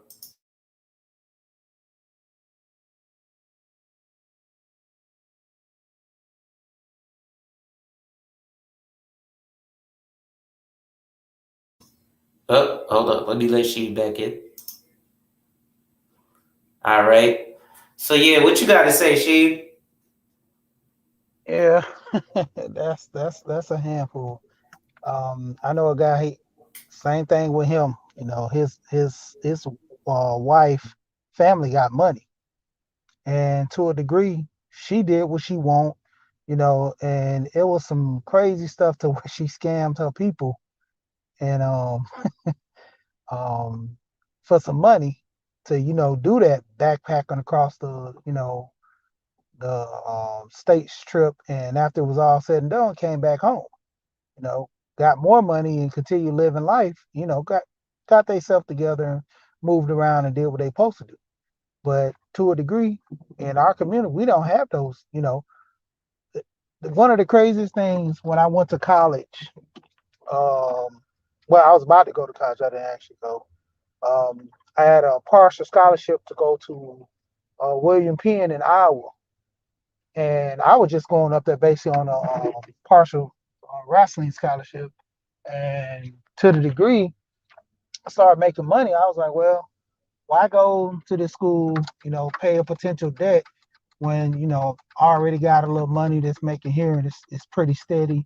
And the more I work, the more I make. So, I'm going to just accrue debt, so I might as well just do this. And, ended up being a good career, me working, making money.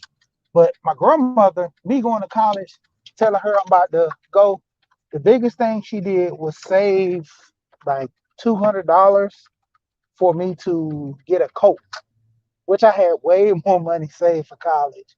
And it kind of laughed at it that the situation pending, even though she was struggling, she had her check and she did her thing. I mostly paid the bills, but just the point of her saving $200 for me a winter coat, it showed compared to my father leaving that type of money benefit for me to actually go to college, which I looked into it. I could have actually took the rest of the money from my dad being in the military and paid for the rest of my schooling, but it was just something I didn't want to do at the time.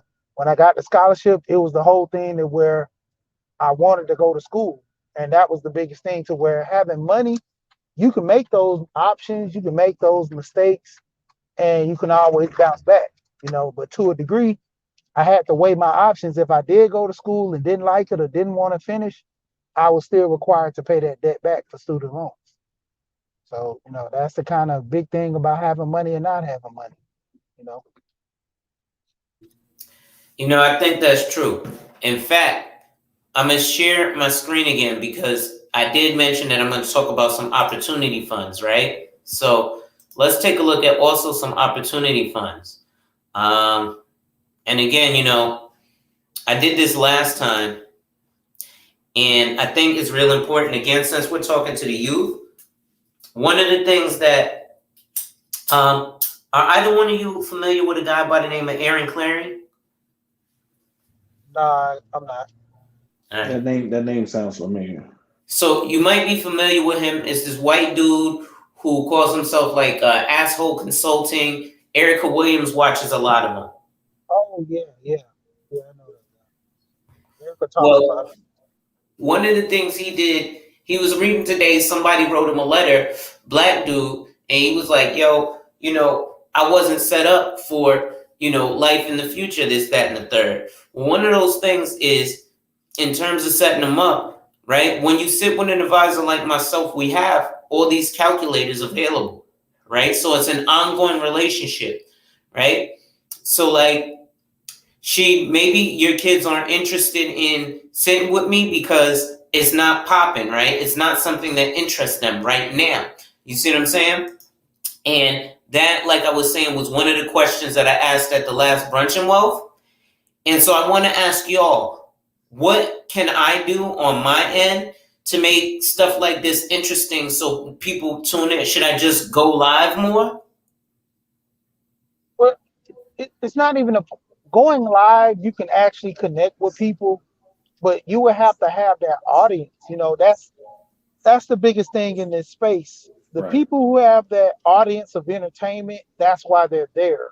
People, Exactly. in this space right now, for people who are watching this video, you have that audience of people who want the improvement, the change, and that's why I mean, if we was on Restream right now, I would actually be restreaming your live on my live. I Mm. found that they can do that when I was on Professor Black Ops channel. I more or less I go to the channel for entertainment, but more or less Professor Black Ops, Keep It Techie, Young Grizzly, all those guys would talk about money, tech, improving yourself, making yourself better, big discussions, Mm-hmm. 76 Dr. Dunbar. I'm always over there kind of, moving in that circle because that's the thing. I want to be more better for myself. So I'm gonna move in a circle where people, can make it possible for me to move different. The Okay. guys who are not over here or not in this space or not going to the luncheons like me and Rael, they don't have that sense of urgent to make themselves better or to improve on, the things in their life already. I mean, because it's plain and simple. Okay. Yeah. A wise man once said that in order to change a people, you first have to change their literature. You have to change what they read. Okay. Um, the Bible says, "Study and show thyself approved."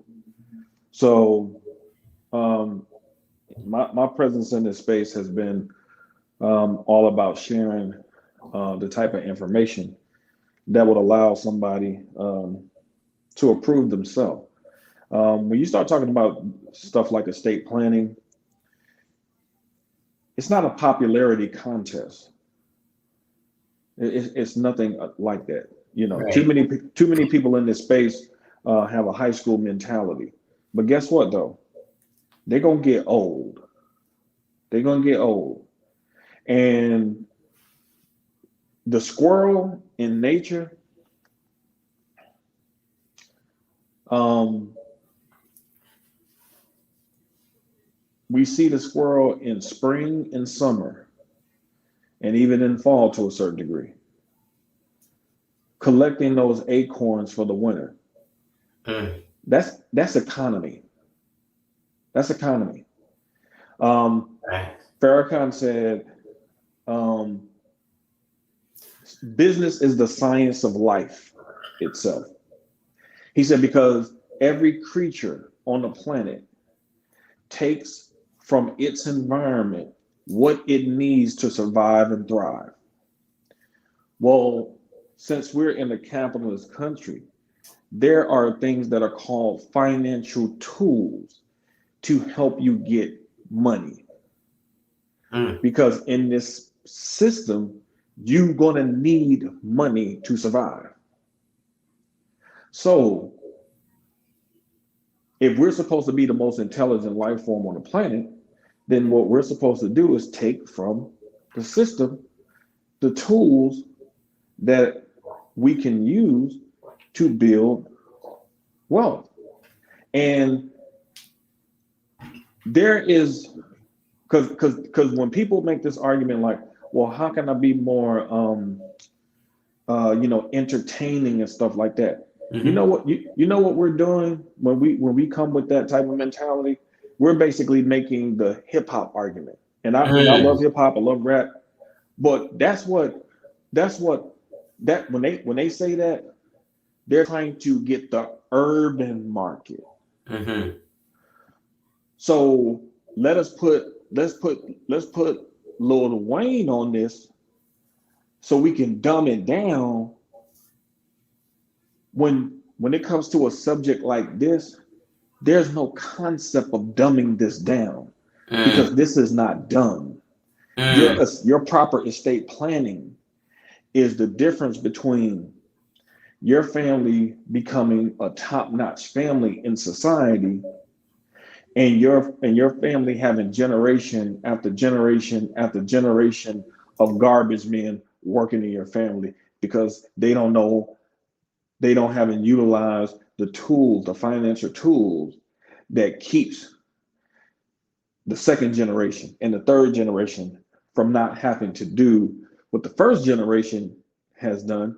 Because we all know, and it's not just black, it's all types of groups of people. If you go back in groups of people's family that might be successful now, that might have immigrated here, they'll talk about, well, my father came from Czechoslovakia and he had to go out here and really struggle and be a garbage man to take care of our family. But he did it because he didn't want me to have to do it. mm. So that's not dumbing down. That's saying we're willing to take this, make this sacrifice so you can go over here and be a doctor. You can go over here and do this. You take that money, now you start building it from a estate planning perspective using financial tools like life insurance. Within a couple generations, man, that person might end up, being, uh, a multimillionaire or hell, even a billionaire, especially in this environment. Mm, So people are choosing what they want. They want to be dumbed down. mm, And ultimately, each individual, because I was in college when Facebook first came out. I'm 43 now. That came out in 2006. I'm 43 now. So that's about 16 years. mhm, There are people who have wasted 16 years of their lives going back and forth, arguing over stuff, people they're never going to meet. But you can sit there and have all the arguments you want to about men and women. But at the end of the day, you're going to turn 60 years old. mm, And when you turn 60 years old and 70, are you going to have the kind of money necessary to provide for yourself at that particular age when you're not, hopefully, you don't have to be out there working like that? Because we have seen old people in their 60s and 70s killing themselves to survive because they didn't take care of the things they should have taken care of when they were younger. mhm, So the reality of the situation is no, you shouldn't have to dumb down your content because Black people are too lazy to elevate their own consciousness and make a decision in terms of either being about the nigger shit or being about the wealth building type stuff. It's you don't we have enough of the entertaining perspective. What we mm, don't have enough of is the serious estate planning type of stuff that matters more in terms of people's evolution financially as they matriculate man through their lives because every parts of our lives have different stages. We have kid stage, we have adolescent stage, we have toddler stage, we have a young adult stage. And from what I was reading in I think the financial transition planning book, I think from like 18 to like 40 is considered, um, young adult. I think young adult, yes, young adult.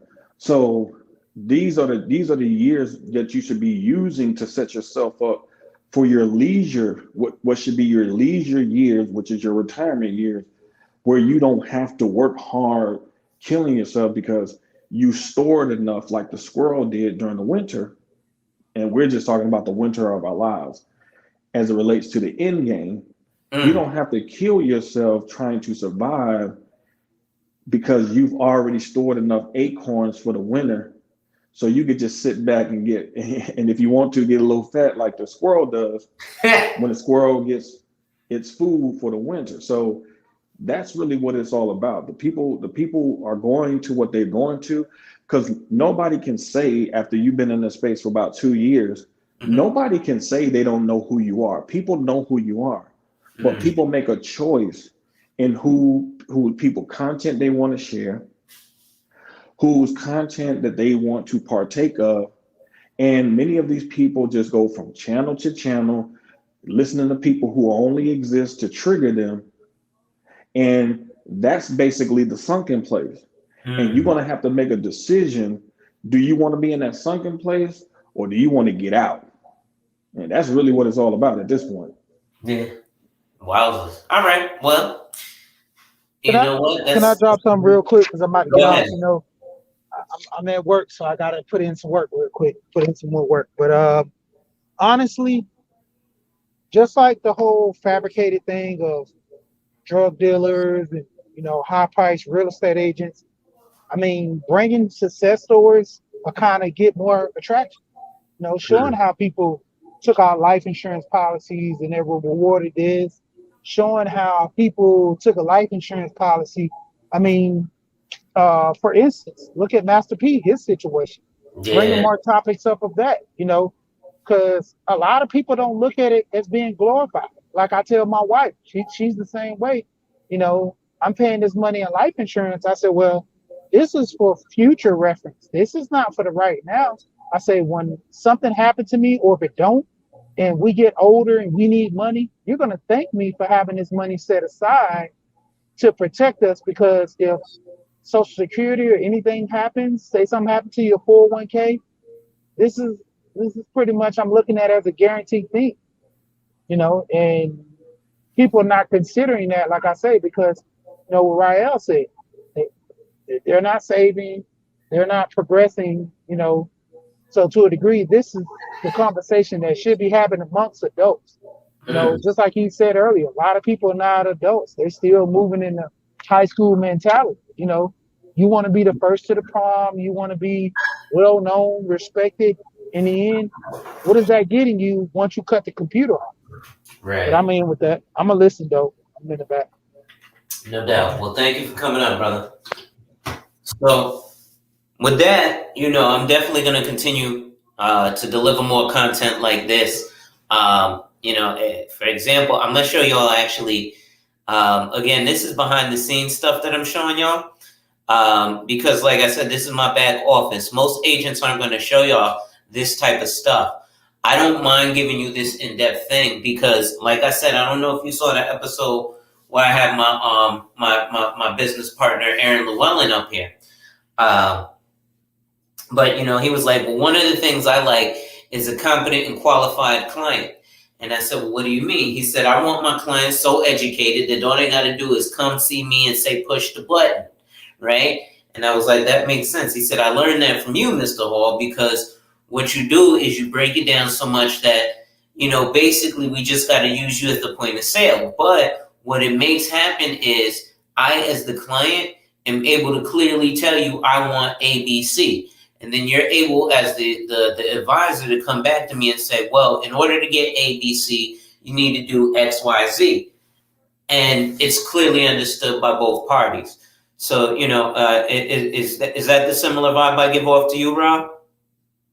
Yes. Okay. Yes. Yes. Yes. Fair Yes. enough. Yeah. I mean, if people watch your content, I mean, that's how we know people are not watching your content, because if they truly watched your content and watched it enough, I would say probably maybe 3 to 4 months of your content. And I'm probably being more liberal than I need to be. They watch 3 to 4 months of your content, they would be zooming over here to get signed up. Mm. So we have to say that there are probably a couple things that's happening. If they're not watching it, or they're scared of money, or both. Mm. Because what did we talk about on one of your streams? I said all you need. Well, maybe this was in a private conversation, and I said all you need to do this is a consistent stream of income coming in to do this. And you said yes. I said, so this is a guaranteed win. You said yes. And I said, who doesn't want a guaranteed win? Who doesn't want a guaranteed win? That was a private convo, yeah. It makes no sense. Like if you got a guaranteed win, and this is the reason why, like you said, Wall Street invested what 3 billion in stocks, but what? How much you say? 22 billion, 22.5 billion. 22.5 billion in life insurance. So clearly, we're looking at what Wall Street is doing. So if I'm seeing Wall Street look at it like that, I'm like, well, it got to be good because they investing that kind of money in it. So you know what? I'm glad you brought that up. Before I go where I was going to go, because before I do this, have you ever heard of a Coverdale savings account? Yeah, I heard you talk about it before. Okay. I'm gonna give some info on the Coverdale. But before I do that, because you just brought up something that pertains more to people. Well, the Coverdale does too, but this pertains to our money as opposed to our kids' money. So the Bowley report, yeah, Wall Street is doing that, but you know what that's for, right? So what Bowley is, a bank-owned life insurance, that is, people will look at it and they say, well, here's the thing. What it's for is retirement accounts. And that's true. But what they're doing, as opposed to putting it into a 401k or even a pension, which can go corrupt, get sold, and go bankrupt, one of the three, they're putting it in life insurance because it's absolutely guaranteed that one or two things is going to happen. This person is going to live and retire, leave the company, but the cash value will be ballooned to more than they paid into it, so they'll have funds there, or they're going to die and they're gonna get the death benefit. So they're guaranteeing retirement income. So where's the negative in that? None. That's what I'm saying. That's that. Like I said, man. Like that's why I talked to you about the book, "The Trick to Money Is Having Some," because the book is not just talking about money. It's talking about the psychology of people. There are people who will resent you for trying to wake them up because once they're fully awake, now they have a responsibility. Now they have a responsibility. If you're giving them the type of information that's forcing them to wake up, and that's not just mean that doesn't just mean them personally. That means waking up means that you got to look at the people around you that you're related to first. And if you wake up and you see that they're not of the mindset of trying to move forward on this kind of level, that historically we have seen Black people move on. Like we act like Black people have never worked in this concert in this fashion using these types of things before. That's You not true. mentioned Alonzo Herndon. Come on now.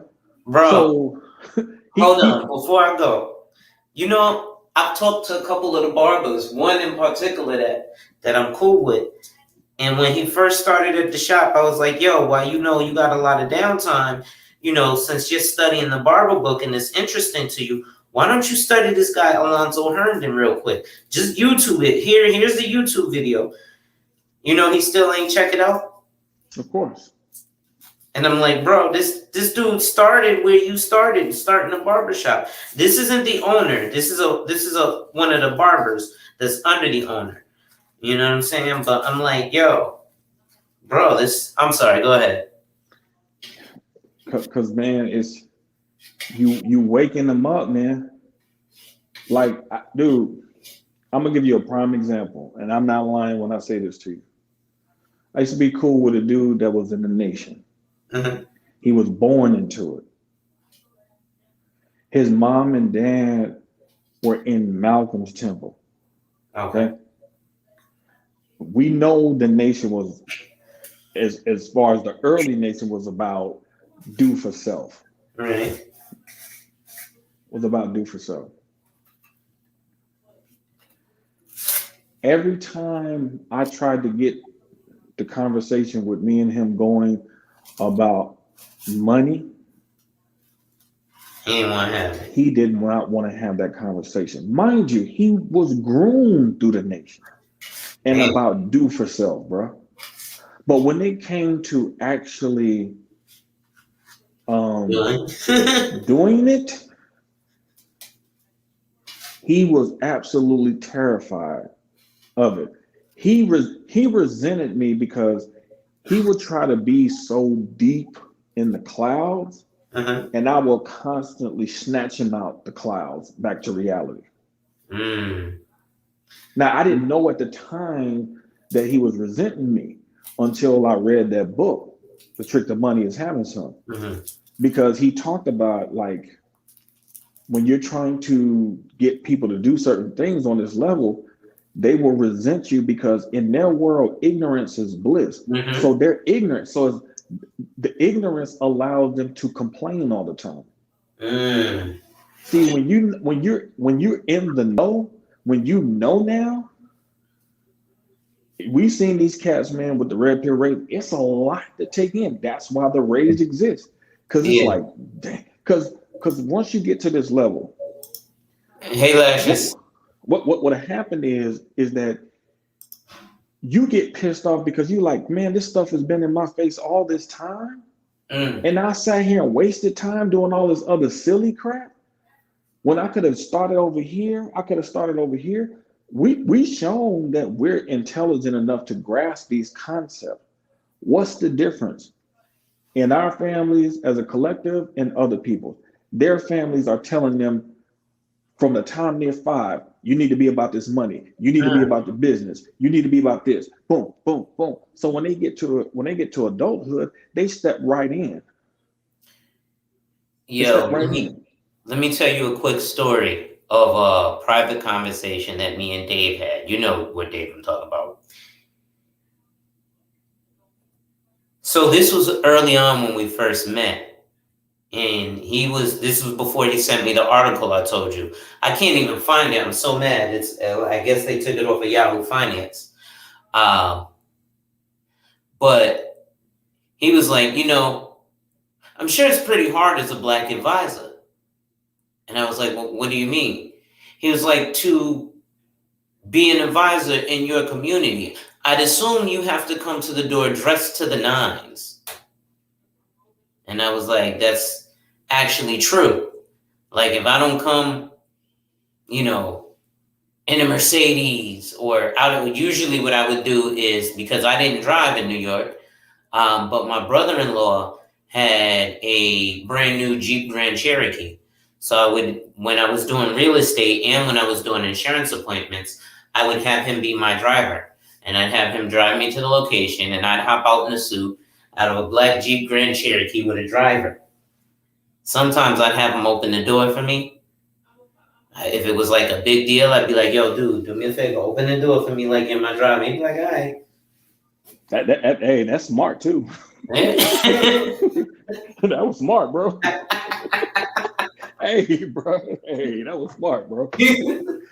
Listen, man, you got to do that sometimes. Hey, man, you know your demographic, bro. Man. And you know what's crazy? In 2017, somebody asked me the market that I wanted to focus on in terms of real estate, and I said Asians. You know what's funny? Fast forward to now 2022. Who's beating up the market? Now, I was off on the Asians because it was Indians, but India is Asia, so. India is Asia, yeah. Mm-hmm. Yeah. But Asians too. Beating up the market, especially in New York with all this expensive shit. I know we talk about the small hats and all, but so he says to me, it must be hard. Like you must have to come dressed to the nines. He said, well, I can spit and curse and it's not a problem. And here's what's crazy, bro. Like I've been doing what I do for a number of years. I just came out to YouTube. Hey Lashes, thank you for that. So I just came onto YouTube, right? But I've been doing this on like Facebook since I got into this industry. So I got onto Facebook in 2010 and I got into insurance in 2011. So and that's when I started plugging away on like my Facebook. Nobody out there had nothing to say.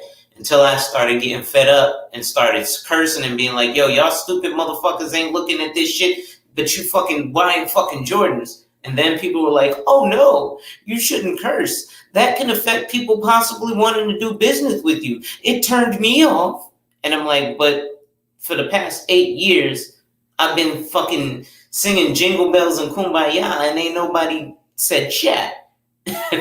So I think what you're saying, Rob, is absolutely true. I didn't mean to interrupt, but I wanted to share that story with Dave because it's crazy to see that someone from outside of our community, right, is looking in. And I've had these conversations with him privately, and he's been like, one of the first things, that's why he came to the last Black History Brunch and Wealth, because, and here's what's funny, there's actually corporations now, Life Happens has the African American content push.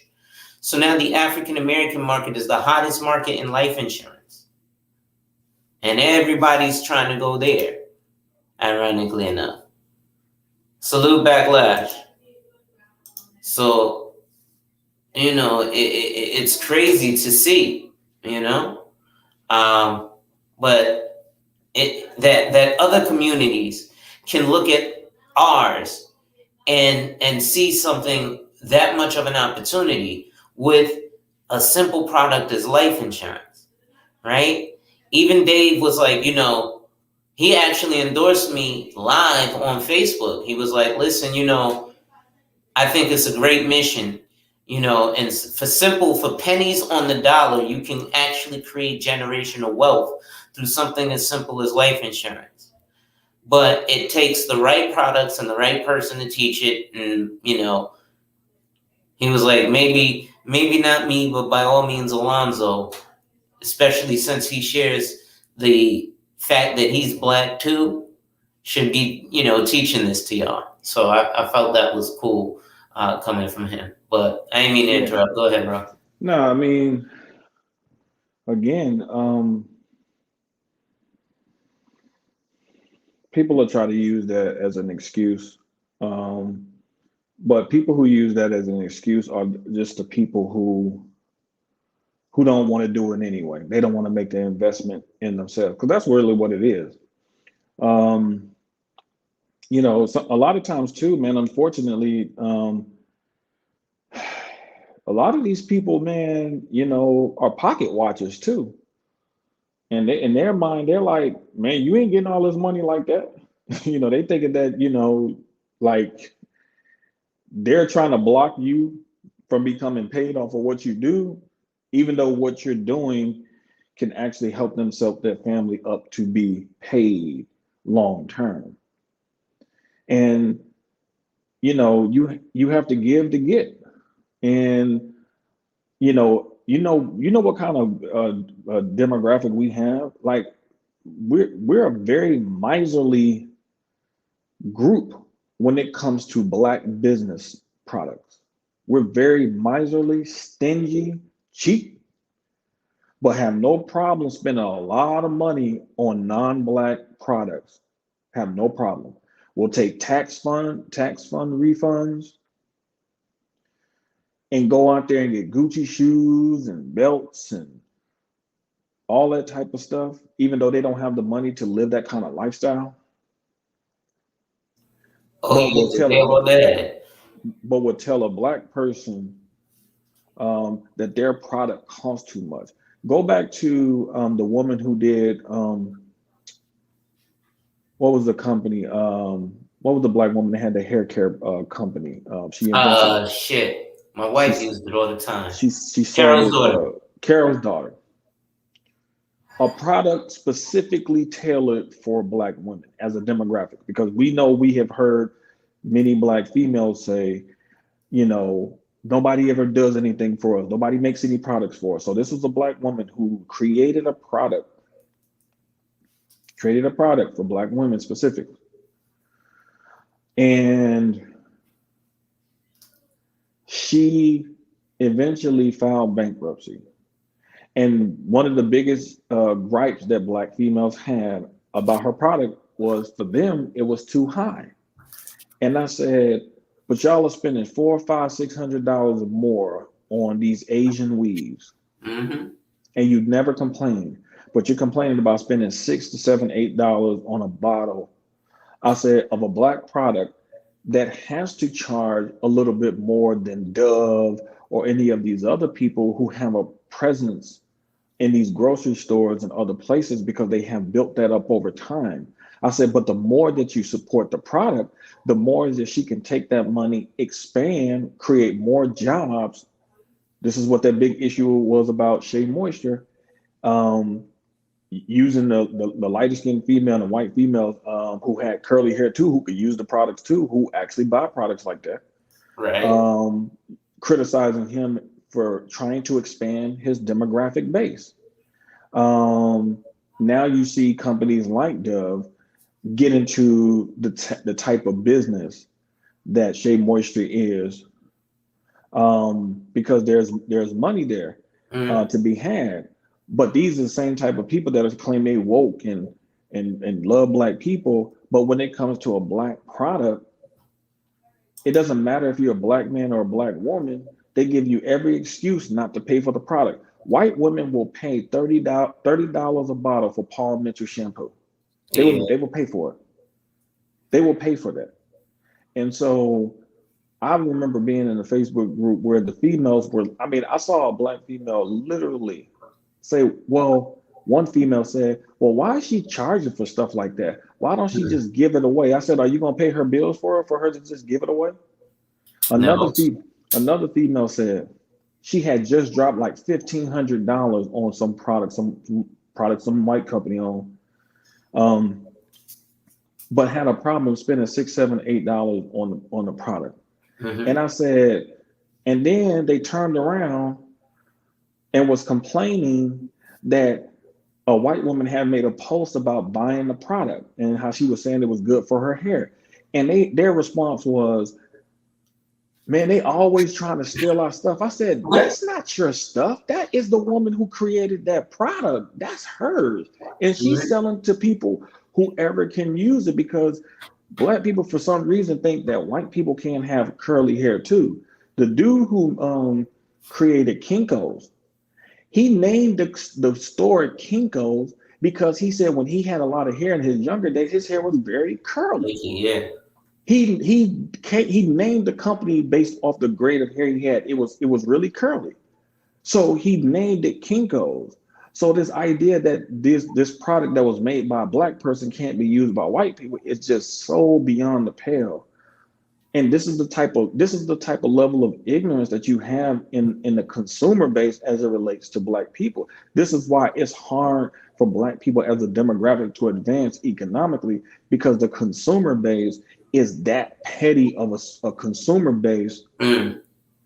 that they won't give you the dollars so you can expand, so you can create the jobs. So instead of them having to go work for some white people they don't like, or claim they don't like, 'cause they're making the claim, Mm-hmm.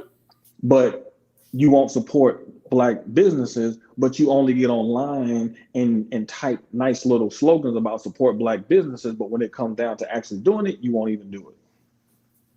Wow. So that's very true.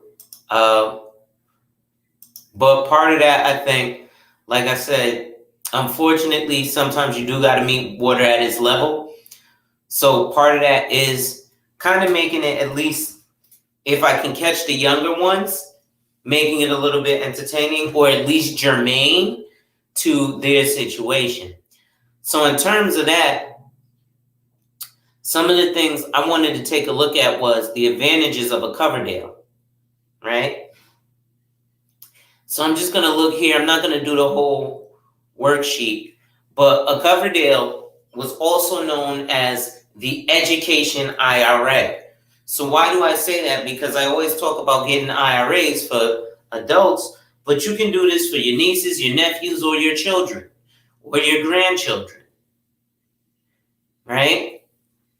And the beauty of it is there's a difference between this and a 529, right? So the max you can contribute is $2,000, right? Per year, right? So the thing about this and a college and a 529. I'm going to pull up my 529 calculator as well. And again, Rod, this is the advantage of more Black advisors, right? Another reason that probably a lot of our people don't get into this type of stuff is, hold on real quick.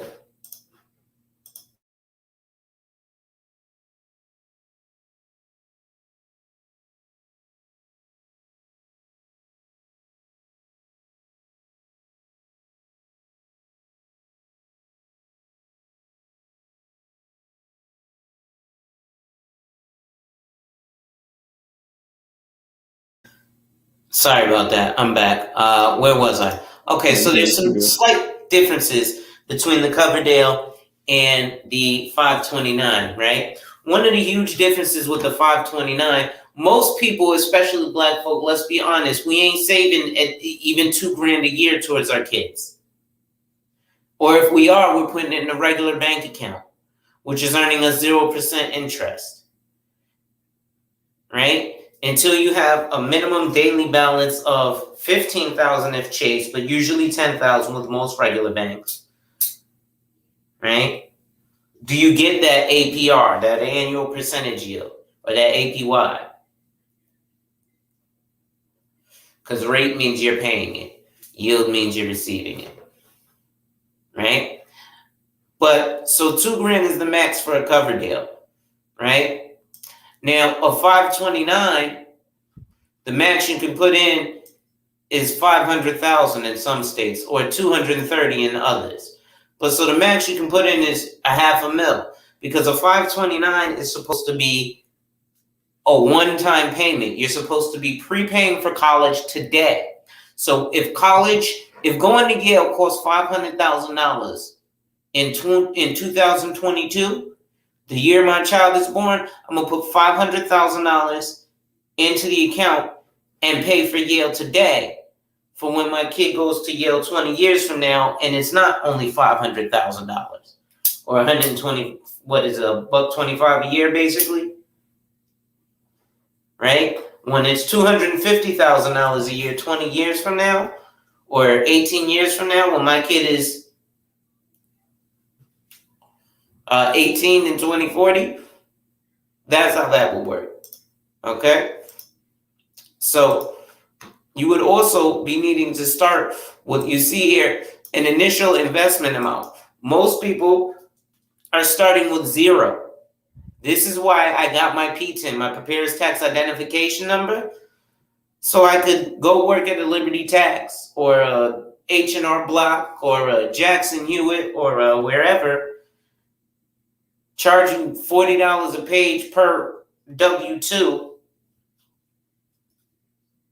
and then talk to you about this stuff. But it became just too much in one particular situation. However, with a Coverdale, like I said, annually, you're going to contribute a max of $2,000. That's actually something that people could do. It's a little over $100 a month, right? What is that? Let me calculate that exactly for you, right? So we can look at this on small levels that are actually attainable. So 2,000 divided by 12 is $167 a month, right? So that's $2,000 a year, right? Is the maximum. Let's do it. $2,000, right? A year till the kid is 18. Now we're gonna assume that you're getting 8% return.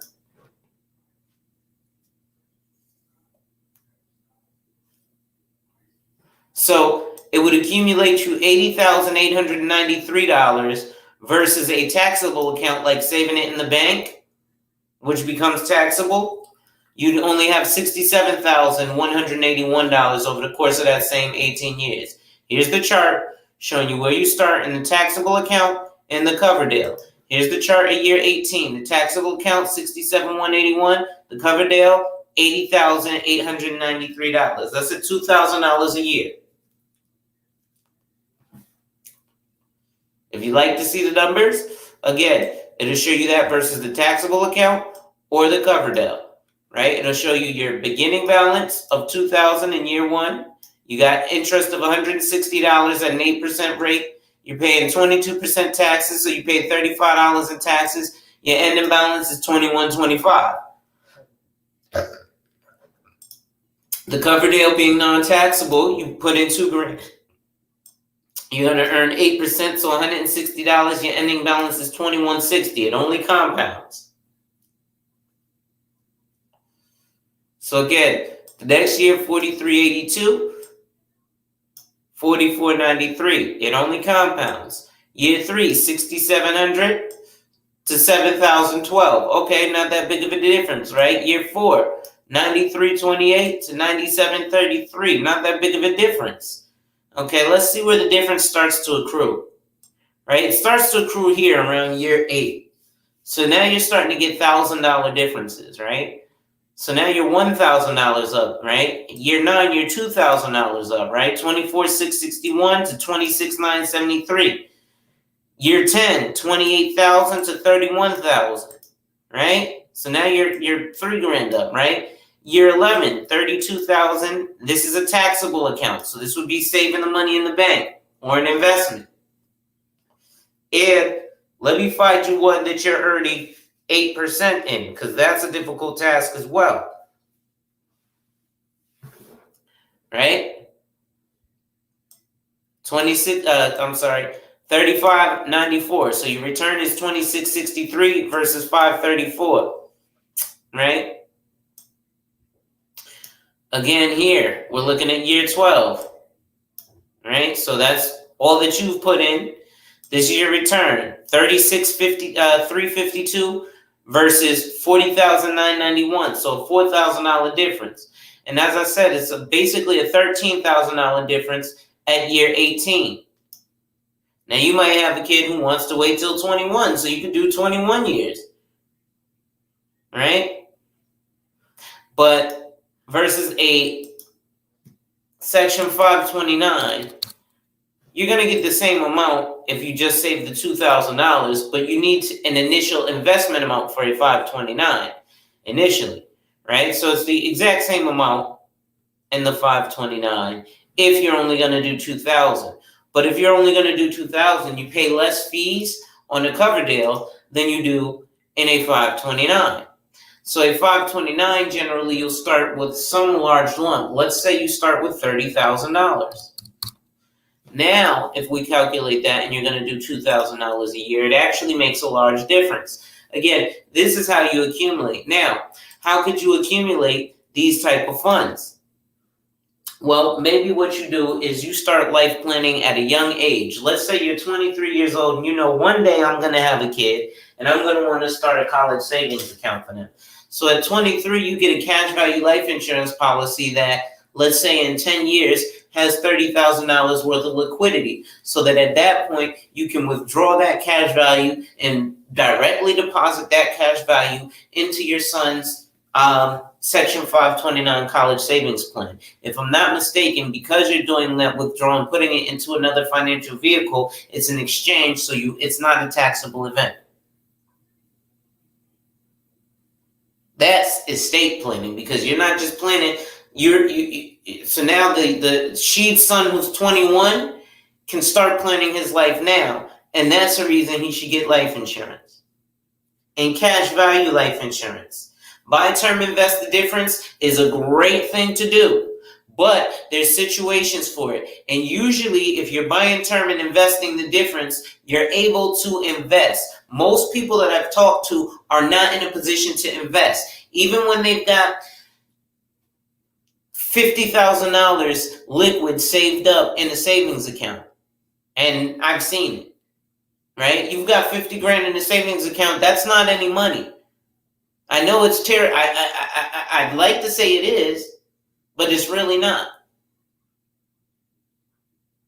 Now, there's other things you can do with it, but people are at that. I'm not at that position, so don't think I'm shitting on nobody. But the reality is, the wealthy are not looking at it like. I'll give you an example. My cousin was dating this woman who was a doctor in Massachusetts. And He had just came back to America from living in Germany for the last 25 years. So he had to get reacclimated. So about a year in, he moved from Brooklyn to Massachusetts, met the woman, they started dating or whatever. He got a job and he was like, okay, I need a car.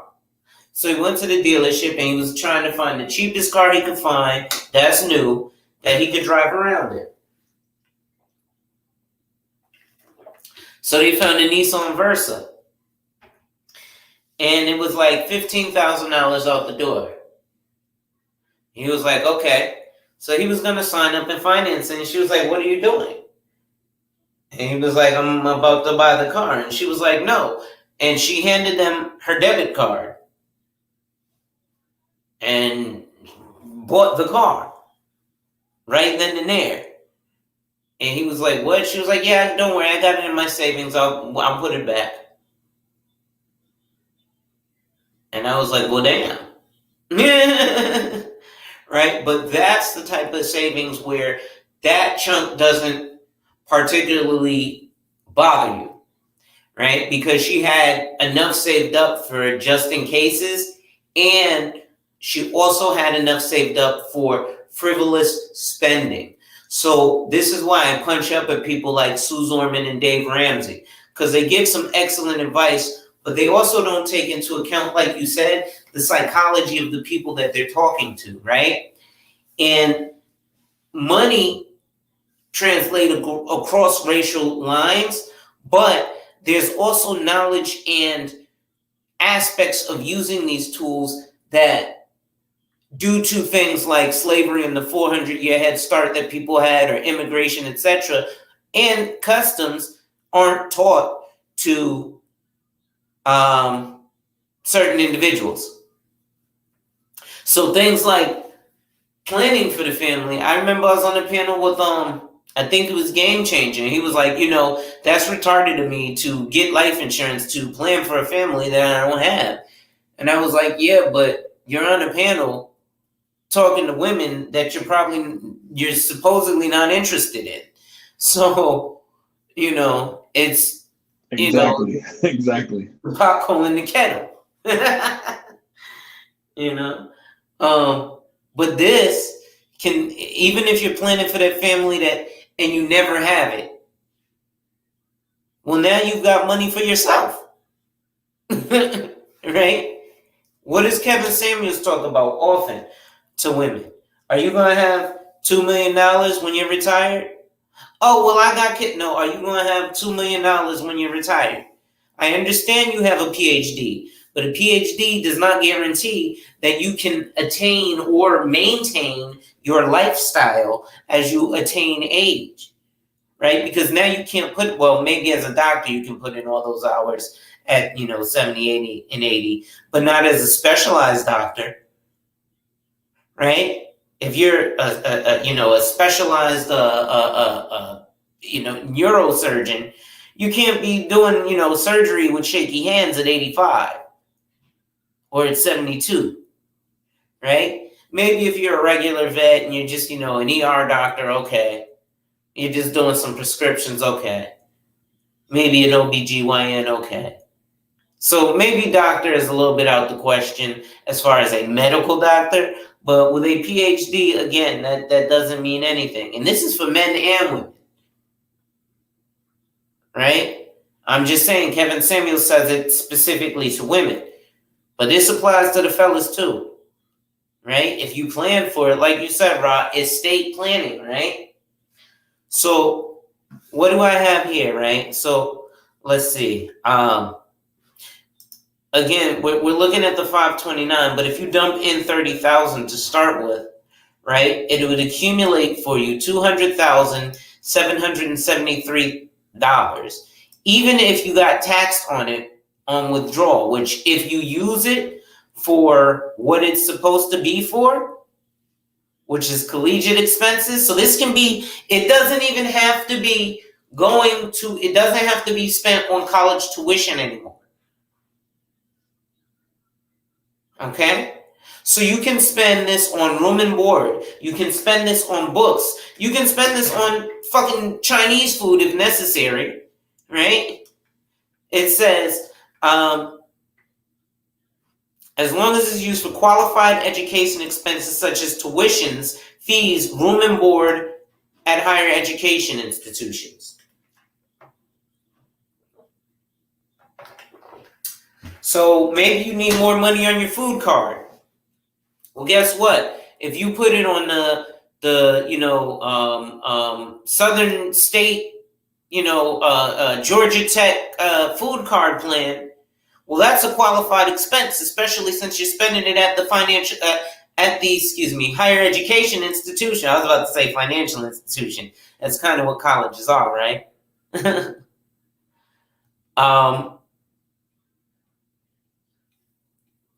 But so if you'll see here, right, you're starting in the taxable account, right? So $33,997, and you're starting the same $34,560 in the first year.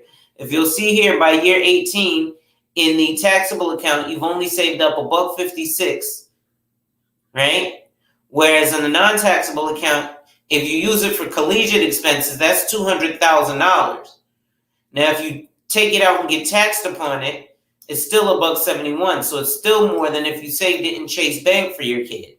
And this is assuming an 8% interest rate, which is much more likely to get with a 529 or a Coverdale than you would in any investment account. Okay? So I got a couple calculators up here. I'm gonna go ahead and ask you what you think we should look at, Ra. Let me see here. We got Lashes up here learning. Consigliere. Of course, brother. So I won't look at the product specific. Hold on, man. Obviously, they're talking about annuities here and life insurance.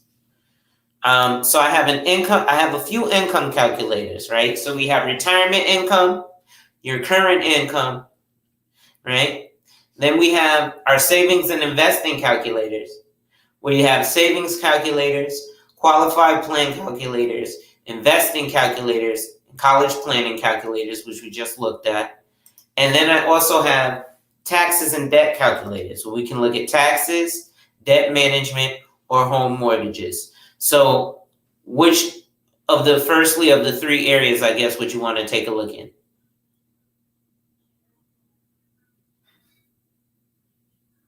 I need my charger. Oh, he fell off. Okay. So, hell with it. Then let's take a look at. Do we want to look at savings and retirement? Let me take a look here. I might have missed some. I'm all about learning. Okay. So, let's see. I guess we can look at income generated by a savings plan. Let's look at the qualified plans. Let's look at what may my 401k be worth.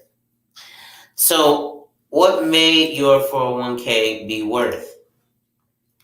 It may surprise you how significant your retirement accumulation may become simply by saving a small percentage of your salary each month into your 401k plan. Use this calculator to estimate how much your plan may accumulate for retirement. And again, this is stuff that you should be doing with your licensed financial professional. Actually, Lashes, did those insurance agents get back to you? If not, all I got to do is send my fingerprint. I've been being lazy. I don't want to go down to the police station and get my fingerprints done again because I got them done once already.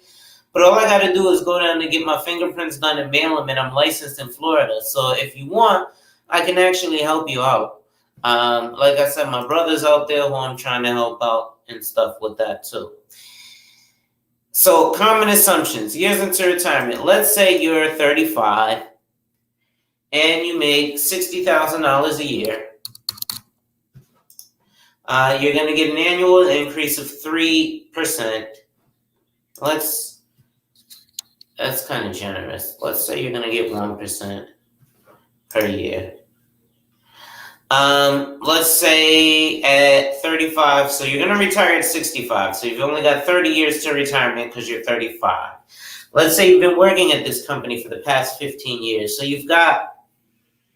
let's say you've got $70,000, let's say 75K saved up, and your pay period is weekly, and your employer is going to match 100% up to 3%, and you're going to put in, yeah, 4% is generous. Most people aren't putting that much in, so we'll match it out. Let me check the chat here. They called you today? That's what's up. So, by contributing 4% of your salary to your retirement plan, you may accumulate a plan balance of $1,402,217 at retirement at an out-of-pocket cost of just $83,484. So, if you contribute 4% of your income, which is about $2,400 a year, and your employer matches 100%, or $1,800 to that year, and the maximum is that $1,800, your cumulative contributions, with the current balance being $75,000, would be $83,484. You combine that with your contribution, your employer's cumulative contributions of $62,613. Again, this is over the course of 30 years. But the value will be 1.4 million. But you only spent 85 grand. Probably a little more accumulating the 75 grand you did. So we'll say you spent 100 grand in total. Right?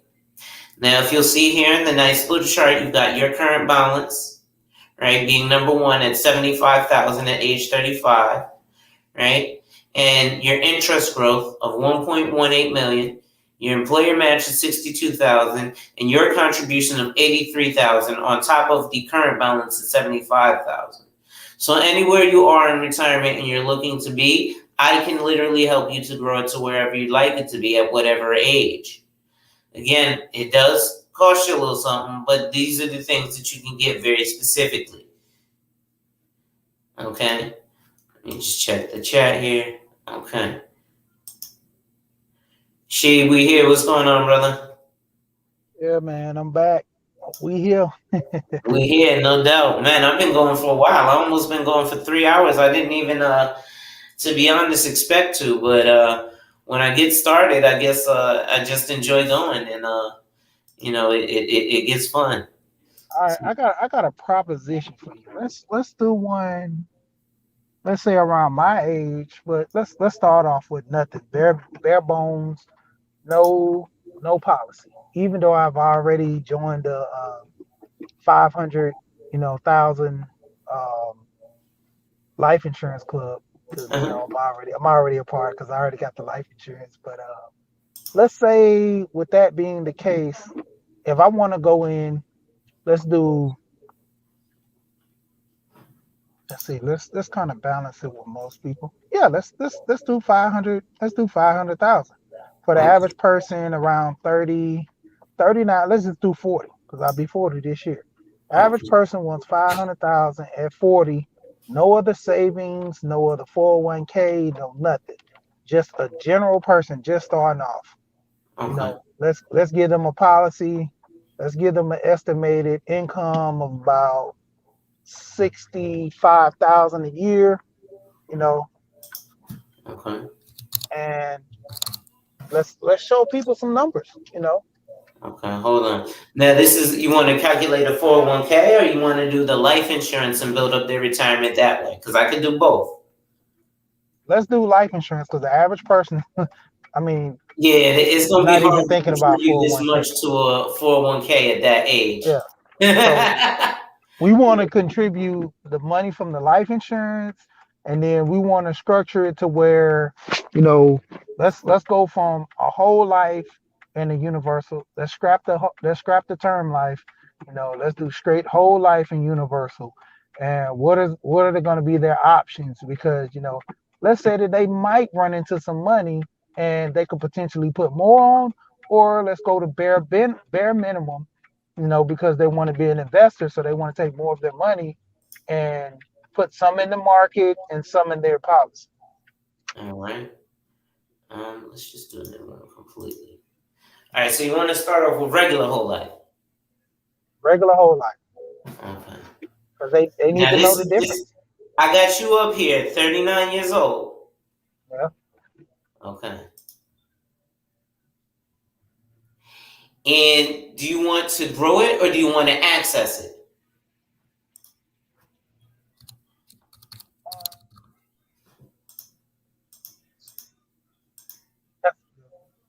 Let's grow it. Yeah, let's grow it. Grow it. Okay. And so non-tobacco. And so we're going to do monthly. Okay. Now, there are some ways I could play with this. Let me see here. Because we want to grow this the most we can grow it, right? Yep. Now, a quick trick I can do for you, right, is so starting out your age, everything, is this person going to have a family or no? Let's go from both family and no family, because we're gonna do the options, on what they look like, because in this space is gonna be a no family, but I particularly have a family, and guys want to have a family, but in most cases it's gonna be a no family.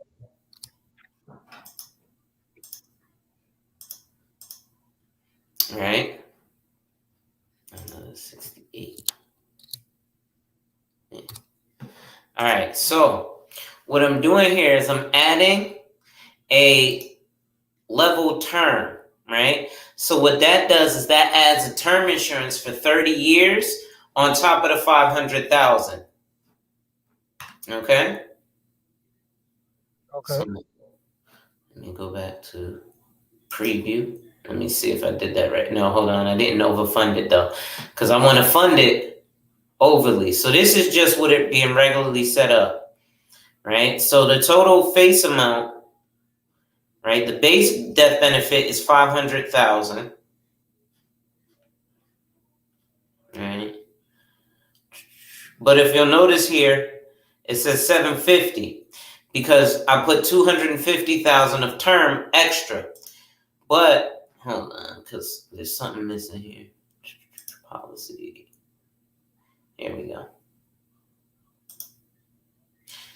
Minimum non-MEC.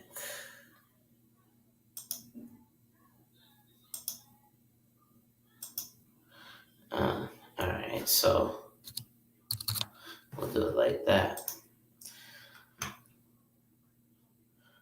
All right. So I see I'm gonna have to change that rider to be able to do this. All right. So basically what I was looking to do was add extra protection, but I can't do the additional term that way, so we'll take that off. And then I should be able to do it the way I want. Input face, input total premium, no, input face. So 500,000 face, right? And what was that? That was 762. So now I input premium, do 750. All right. So this is part of doing the math, right? So what I did here was I did what the 500,000 would be, right? With the additional 250. So that got me a price of 762.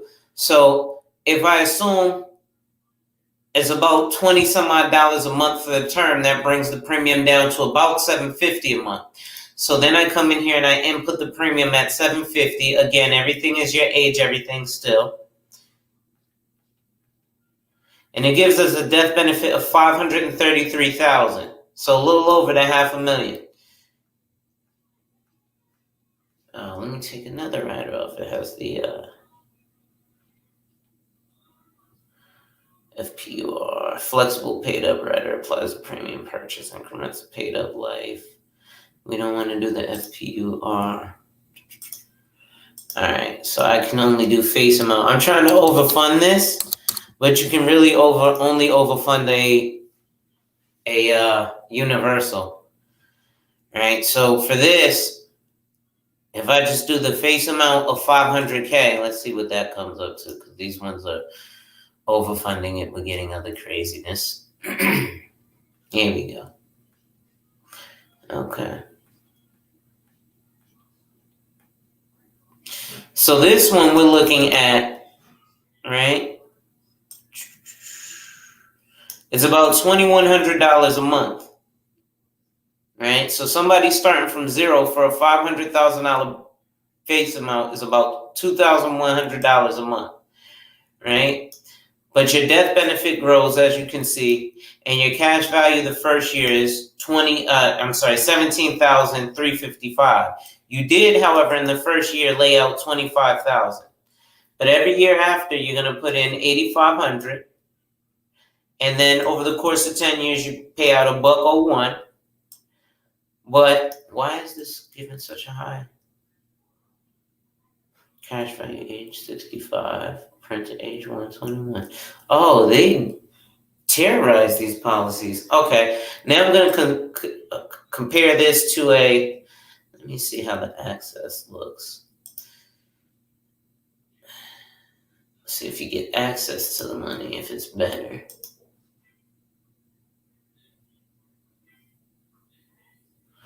So these are both regular whole life policies, but they're different, slightly different bells and whistles. All right, so the access is going to give you the ability to gain access to the money a little faster. And same thing, it's actually more expensive for the access. Okay, well, why is that? Damn. Let's see what the value plus looks like. Preview that. Okay, and also this is why all life insurance isn't exactly the same, because these are 3 regular whole life. These aren't even universal or index universal, right? But they're 3 different prices because of the particular product it is with the insurance company. Your representative should probably know that about their own carriers. A lot don't. All right, now this one is the value plus. So this is the least expensive. This one would be $1,671 a month. This one is $2,148 a month. And this one is $2,161 a month, the most expensive, right? But this one has an increasing death benefit. This one, death benefit increases as well, but not as fast. So you gain more access to the cash.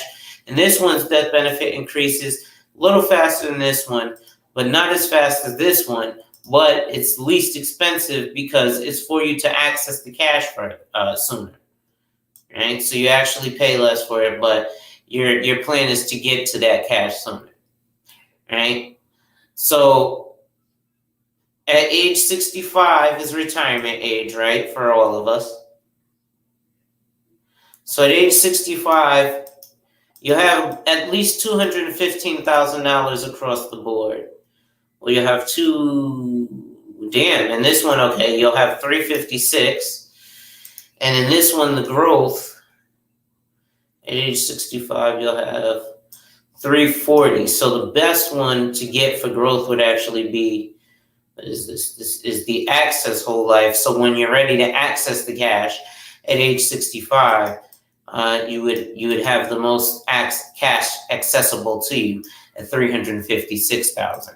So we're going to compare the access, since that's the one that gets you the most cash, to the index universal life. Any questions? You still up here with me? Okay. G, what's going on, bro? What's happening? Hold up, let me let you. I know you learning, but go ahead and announce yourself, brother. I ain't spoke to you in a minute.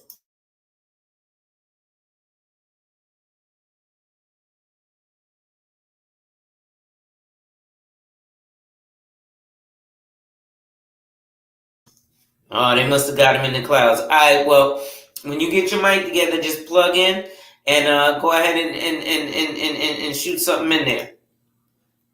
So again, at 65, you got 356,000. So that's the best particular regular whole life. Now again, regular whole life is going to grow at a 3% compound interest rate monthly, right? Let's see if I can show you that here. Should tell you waiver premium, care for life.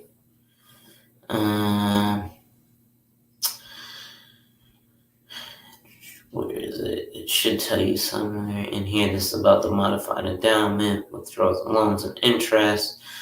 If you take a fixed, it's only 5%. I've been telling people they got to pay it back at 7%. Oh shit! Yeah, I've been telling people that their loan has to be paid back at 7% because it used to be 7%. Now the policy loan is only 4%. Holy shit! Well, that's why shit changes every 2 years.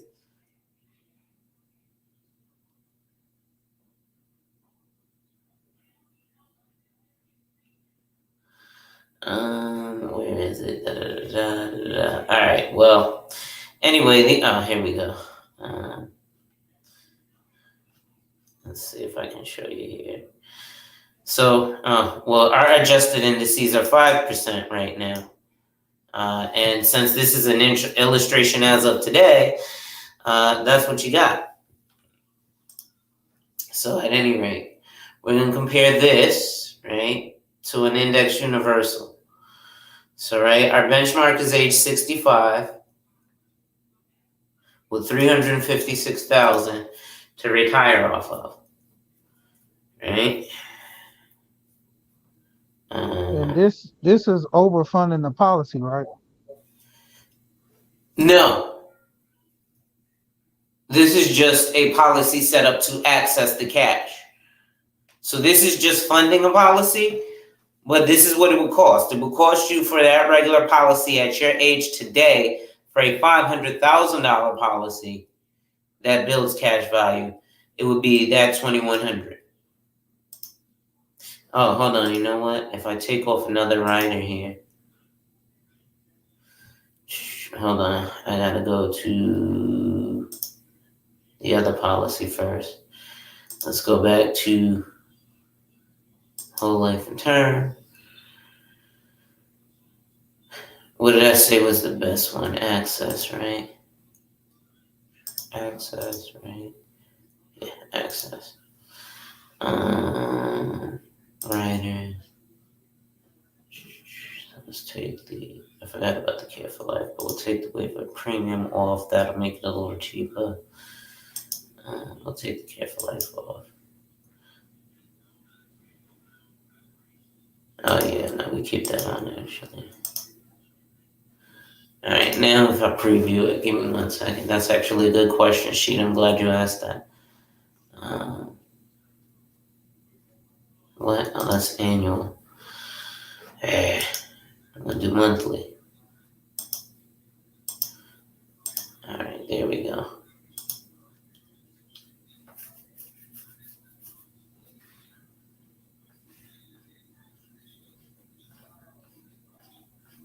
So yeah, this is the way it looks when not overfunding the policy, and it's $773 a month. Okay, but again, at that point, at 65, you've got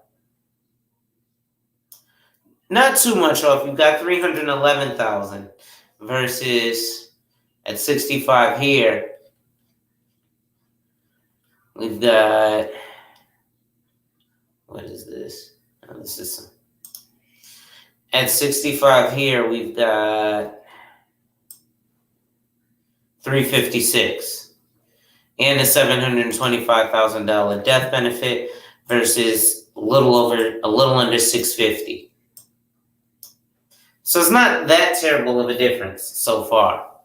But overfunding it, you're going to accelerate the cash value much faster, of course, in an indexed policy. Okay, and we'll illustrate that next.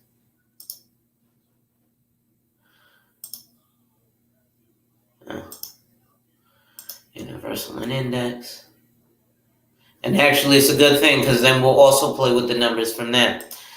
So first, we're gonna input the premium. We're gonna input the face amount, and we're gonna go maximum funding it for a non-modified. So we're just gonna look at overfunding it straight off the bat.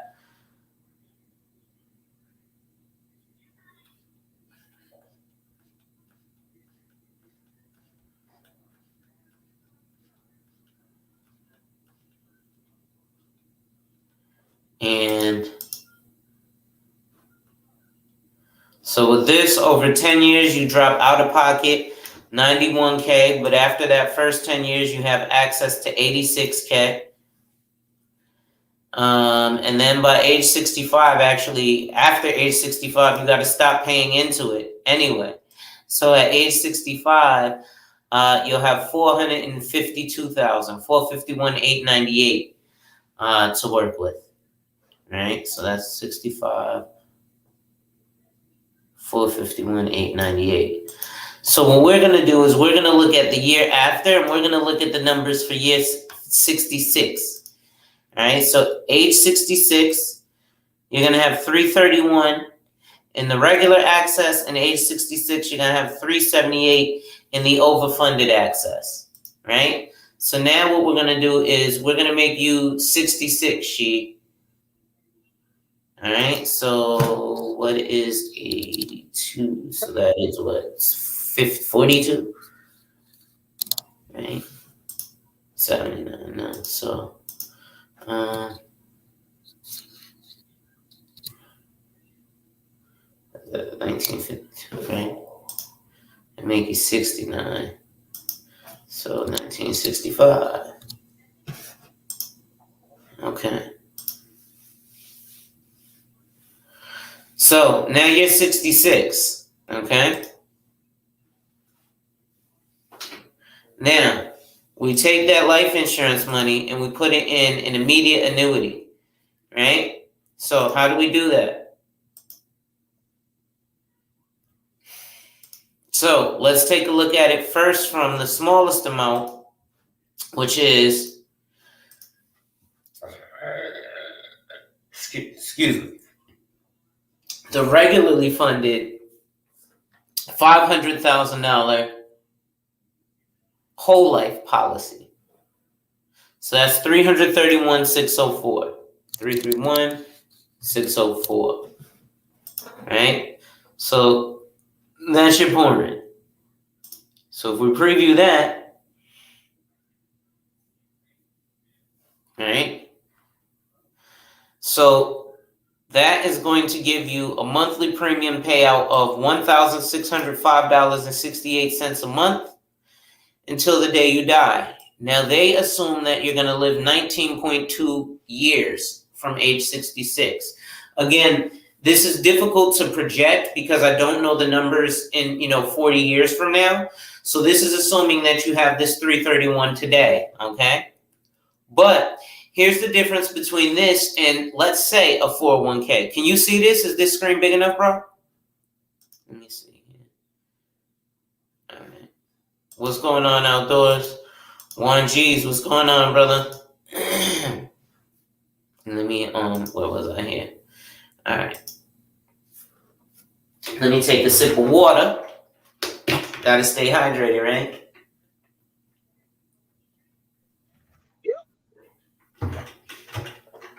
And ladies and gentlemen, make sure you hit that like, drop a comment, subscribe, and hit that notification bell so you're made aware every time I release new content. And as always, share, share, share. Lastly, to contribute to channel growth, to purchase life insurance directly up to $1 million with an instant decision and no medical exam, or to schedule a one-on-one appointment with a licensed financial professional, the links are in the description. So as we're continuing here, so let's take a 401k. If you saved up this $331,000 in a 401k,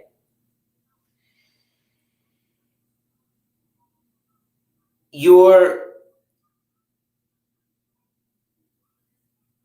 gonna get what's called, you see what this says here, certain payments? So that's a period certain.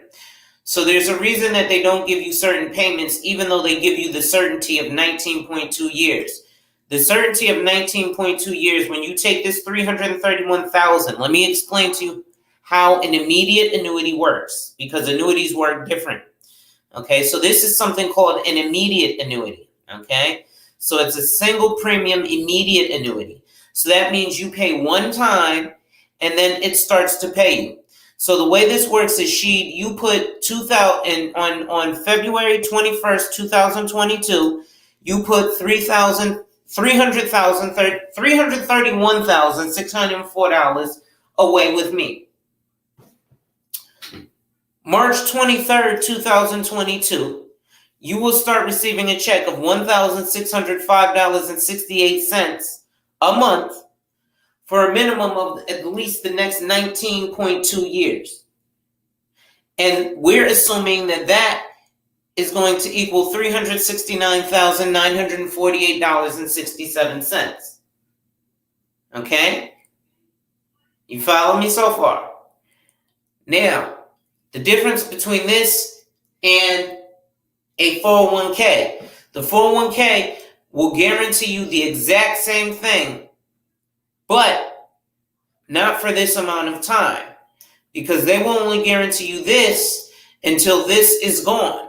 That's why you see the old lady back working at Walmart. But this annuity guarantees that if you at least live 19.2 years, you get at least this much. And should you live longer, it will pay out longer. Okay? Now that's on the $10,000 cost basis. If I increase the cost basis, obviously it changes. Any questions so far? Oh, she fell off. My fault. I didn't know you fell off.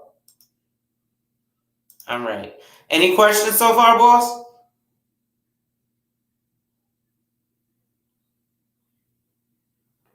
Am I muted? No. All right. I'll keep going. Yeah, I'm back. All right. Any questions?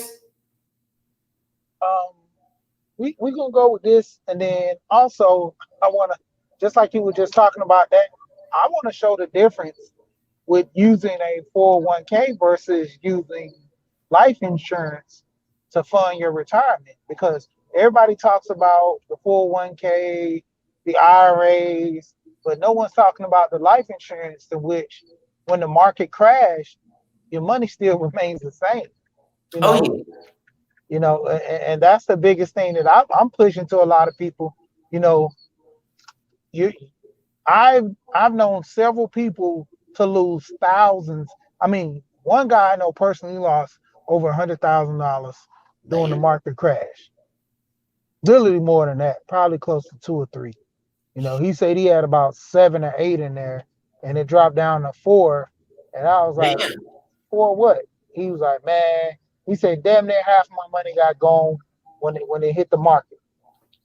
He said, damn near half. He was at close to 4 and some change, almost 5. And Gee. the biggest thing, if he would have been putting that money in a life insurance policy, that's like one of the guys, he maxed out his 401k because he put the max in every month because he didn't need the money. This guy, he came from money and had money. He was wise with money. So ultimately, he worked because he didn't want to die. That was his excuse to come to work every day, because he didn't want to die. He had money, didn't need to work. So his excuse was going to work so I won't die. Yeah. And so My that's guys will like that. yeah, talk about that with most people, how they pretty much have to Hey, work. I'll be right back. I gotta go grab my charger. Keep it going for me, please. Go ahead. Yeah, but with most people having to go to work due to the fact that you know they need something in order to keep them moving and functioning. Like grandparents having their grandkids. This with this guy. This guy um, acquired, I think, 200 acres in Alabama, and he sold a portion of his acre to Purdue Farm. Well, I'm sorry, he rented out the acres to Purdue Farm for their chicken farming out there in Alabama, and he sold a large part of his land to Toyota to build a factory on there. So, he was pretty well off. But the thing of it was, he just didn't want to sit home and didn't want to be that guy that splurged over his money. That's why I go back to saying earlier that people with money don't have broke people problems, to a Right. degree. And, the difference, if he didn't have the money to play like that, where he could just put the max in his 401k, Uh-huh. it, it, it would have been a no-brainer. And personally with me, that's why I said, I'm looking at my life insurance to carry me over versus a 401k. My Okay. wife, she has a 401k. Talking to my kids about getting that 401k. There's nothing wrong with a 401k. With me personally, I took mine out from one of my previous jobs and was looking at it to where I have another job. I go ahead and get one with an established company. But, meanwhile, I'm just putting money in my life insurance, because most of the people who put money in their 401k, they don't see it. So No. it's not even a burden to them that they don't see it, to a degree. And, that's why I want to touch on that after we finish this, because, weighing the options, you know, this is Uh-huh. more important than actually trying to establish your 401k to a degree, I should say. Because like I said, that's one of the things that got me when I got into life insurance was looking at the benefits of not being able to lose my money when a market crash. You know? So Right. but you can go ahead and we can break on into that once you finish with this. Well, that's actually perfect. So that's actually what I'm doing a little bit now, but I'm not doing it so much so in the fact of pouring in that kind of money, right? This is just getting the regular policy, right, at 750 for a $500,000 face amount. But we can also forget to put the large amounts of money that you would put into a 401k into this, right? But we'll get to that in a minute then, and I'll finish this, right? Because you know what? That's a great idea. That's actually an opportunity fund for real, right? So then I'm going to skip this other whole life and I'm just going to show you the difference with the 378, right? And again, let me see what that was. 378, 142. I think I put the wrong one. Yeah, I did. I closed the wrong one. It is what it is. Is this the universal? This is the universal. So that's at age 65. That is 487.70. So right, so 480,770. But now you got me excited because that's actually a real exciting one, right? So this is if you put basically $450,000 away. Again, using your life insurance, right? At starting out at age 39, so age 40, you're putting $9,100 a year away. Okay? And at the end of that 9100, at the end of 10 years, you put $91,542 away. It's great that you said it like that, Sheed, because now you're helping me to help people look at it a different way, right? Because most people are like, I don't want to put away, $9,100 away for $500,000 worth of life insurance. You're not putting it away. You're putting $9,100, $183,000, 10, 20, 30, 40, 50, 60. So a little over $250,000 away for $383,000. Right? So it's a great new way to look at it, Sheet. I'm glad you talked to me about that. So if we look at this calculation, right? This one, putting $480,000 away at age 66 today. So you put the money in today, February 21st, 2022. The money starts coming to you March 23rd, 2022. And for your life only, expectancy of 19.2 years. Same expectancy as this one. But just putting away that much more money, right? You're going to get a check of $2,328 a month, every month, for the minimum of 19.2 years, which equates to $536,417.28. Now, you only put away $480. You're supposed to live till 86, but let's say you live longer. That money keeps coming until the day you die. Now, what she was talking about, we're going to go ahead and do.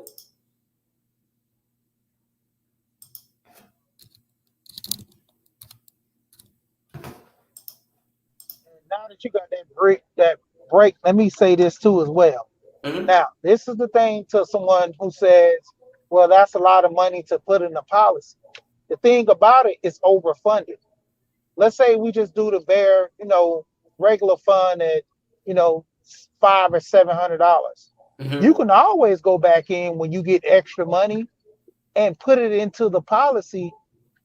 It, you're paying into the policy. Let's say you have an extra savings and you don't you want to get more interest on the money. Instead of putting the money into a bank and having that savings fund in the bank, put it in your life insurance and it grows with more interest than just putting it in the savings fund in the bank. You know, that's like the whole thing that like I said, I've been really looking at this and looking at it from a mindset to where if I want to get rich, I'm gonna have to look at the best ways of getting rich. And the Mm-hmm. best ways of getting rich, in my opinion, is to take my policy. You know, I said I got $100 policy. I can always go back in that policy, even with my boys' policy, the way they have their policy structured. Just Mm-hmm. because I'm doing the minimum amount each month, I can always say, well, I just ran into, a little more money this month, or, I got some money running in to the family. I don't want to squander all this money. Let's say someone passed and they left me some life insurance. I'm like, Mm-hmm. well, I don't want to go through all this money. Or let's say I get some type of winning from the lottery. I could take half of that money, put it into my life insurance policy, and it's the same thing as overfunding it. Yes. That 1 month I put in $10,000, I'm getting that anywhere from 5 to 7% interest on that policy, on that payment for that month. So do over time, you know, it's a win-win for me.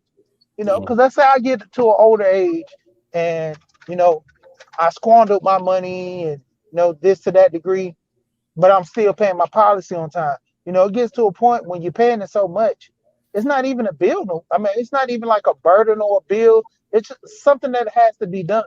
And see, that's Yeah. the thing. A lot of people are looking at it as, man, you're paying so much money up front like that. Me and my wife had the discussion. I told her, I said, well, there's going to come a time when this policy is going to provide more than just money. It's going to provide a sense of safety, you know, warmth, because we all know that staying warm, you need money to actually buy clothes, buy a car with heat that works, and Yeah. in my opinion, it's a win-win situation doing it that way. But go ahead. All right. So it's interesting that you mentioned that. So you see this thing here that says assumed rate? Yeah. So that's the assumed current interest rate of this index universal life, 6% monthly. So what you just said there, I get some winnings, or I stumble across some money, and you know what? I say, I'm gonna put $10,000 in this month. Guess what you're getting on that month's payment? 6%. Yo, she, you vicious, man. I'm about to pay for you to get your license and have you join the team, man. For real. You too good at this. But so if it's somebody in your position, right? Now do you still want to go for the 500,000 face amount? Well, being as you're in that club, I'm assuming so. Let me make sure you're still here with me. Okay. Bronze Bird, what's going on? Outdoors with Big Mac, what's going on? So we're gonna stay in the 500,000 face amount, right? But we're gonna do a couple things here. So we got the face input. We're gonna maximize the premium. So we're gonna, like I said, straight overfund it. But we're also gonna change the death benefit option. I mean the option, so that we're paying the maximum, so that it's not a modified endowment contract, right?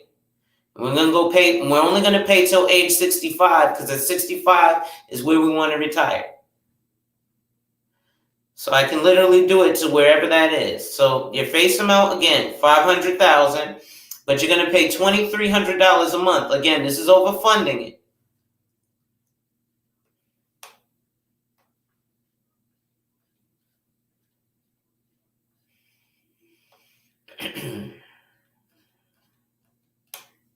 Okay. So you're going to put $28,000 a year into it, which is about $8,500 more than you can pay into your current retirement account, into your 401k, right? The max into a 401k is $20,500 a year. The max into an IRA is $6,000 a year. The max into a life insurance policy is how much you pay. You decide that, right? So, over the course of 10 years, let's say you decide, you know what, screw the 401k, I'm going to put everything into my life insurance. So you've paid $285 over the course of 10 years. But at the end of that 10 years, you have, and this is guaranteed, by the way, $335,000 of liquid cash available, right? Because this is your surrender value. You'll see here your account value, which if you decide to borrow against it is $337,000. Also, you have, again, this is your guaranteed policy, your non-guaranteed policy value. The reason we non-guarantee is because if you think about it, or if you want to wait and think about it, we can't guarantee that this interest rate will be 6% tomorrow. So what I showed you today is why you apply today, because tomorrow it might not be 6% because it moves with the market, right? So you'll also realize even in your first year, your death benefit is more than what you initially applied for. You initially applied for $500,000, but because you paid so much into the policy, the benefit has to increase. So by the time 10 years goes, you're only 50. You're not retirement ready yet. You've got $337,000 on top of the $285 you put. I'm sorry, $335 on top of the $285 you put in there. So if I do some math, right, you've earned. Let's see, right? What is that? That's 285, 644 minus 335. 831. So you've earned $50,000 over the course of that 10 years. Your 401k, even with employer match, wouldn't do that, to be honest. Shit, the IRA or the annuities that I sell wouldn't do that, to be honest. But the life insurance does do that.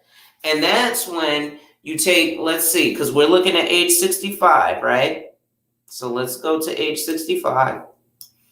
Age 65, the reason it stops here is because I set it up for you to stop paying at age 65.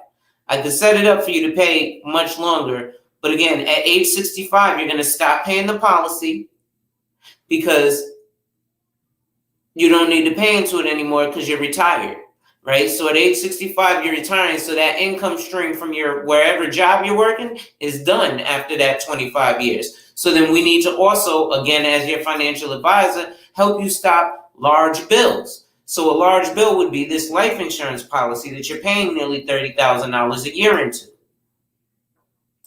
But again, this is not a bill, it's your 401k. So when you retire, you stop contributing to your 401k anyway. So you'd stop contributing to your life policy. So let's see, 571 plus what is that? 1, 2, 3, 4, 5, 6. So we got to do, what is that? 28,564. 28,564 times, what is that? 1, 2, 3, 4, 5, 6. So that's 171,384. So 171,384 plus 571,289.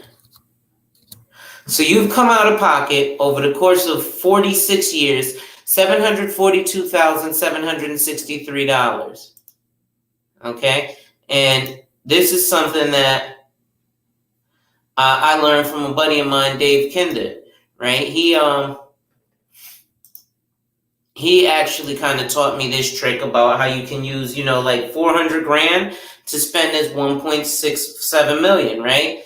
By overfunding a life insurance policy. So, like I said, right here, you see, you spent less than $750,000, again, over the course of 25 years, because this is from age 40 to age 66. So over the course of 25 years, you spent $742,673. But you have access to liquid $1.68,608. So if I do that 742 minus 168, I'm sorry, 1628. How do I go back? 1628, 608. So you've earned $885,935. You've more than doubled your money. All right. Sheed, I see you back in the building. I'm gonna go ahead and stop this for a second, see what you think. Is this more along the lines of what you was talking about in terms of just using a life insurance instead of a 401k? Yeah, and then I'm gonna see if I can get somebody back in the chat. I'm gonna text them, but I want to go ahead and run that number on this. I want to overfund a 10-year, because I think you did this with a guy. I think Marty, you did it with him, and you Yes. explained it. And I want you to kind of explain that as well, the 10-year term that you overfunded. And like you were saying, if he would have paid $3,500 for 10 years, he would have got a certain amount. I think it was 5 or 10 mil or something. We didn't go that large at that point, but I can show you those kind of things as well. So what it was, we're overfunding it for 10 years, but it's still an IUL. That one is a little more complex, but I can do the exact same thing. You want me to wait, or you want me to do that? Well, I still got the other things that I'm showing, but well, go ahead and finish that, because by the time you finish that, I got this other guy. I want him to come in and check in. He's probably gonna just be in the chat, and okay. I'm gonna get him to check in that and go from there. All right. All right. So let me give me 1 second. Let me add this back. So where was I? So again, you made $885,935, right? So nearly $1 million off of putting away $750,000. To be exact, you put away $742,673, right? And the reason I tell you guys, when you're looking at a life insurance illustration, this is literally the exact same thing as an amortization schedule. An amortization schedule shows you exactly, you make payment here, you have outcome here. It's usually for you making a payment on things like a mortgage, and it'll tell you January 1st, 2022, you pay this much, your balance is this much goes to the interest, this much goes to the principal. Well, it's pretty much the same thing here. It tells you annually, you pay this much a year, you got this much cash value, you got this much to borrow against, right? So technically, if you look at the first year, you paid out $28,000, but you have $25,000 to borrow against. So technically, you only paid $3,000 to make sure that if you died that year, your family got $525,000.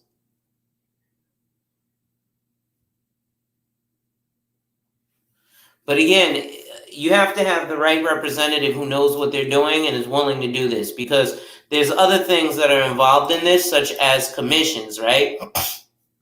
And this is something that usually a calculation a lot of people don't know, but our commission is right down here on the bottom. So it'll tell you exactly how much we're supposed to get paid off of it. And if you look here, this 2.9, because we're overfunding it and it's more beneficial for you and the company, they pay me less. Instead of 50%, they literally only pay me 2%.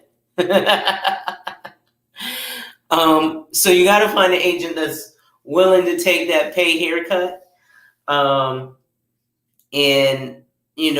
set this up for you. But the reason that most agents are going to be willing to set this up like this for you is because, okay, so I only get 2%, but here's what's cool. If I'm a fly-by-night agent and I set it up for you and I get 50% of it, but I don't set it up for you properly, then you're not going to tell all your friends to come see me.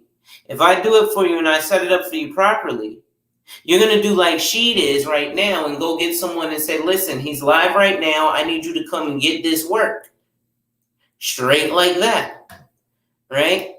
What say you, Sheed? You back? Hold on. Let me go ahead. All right.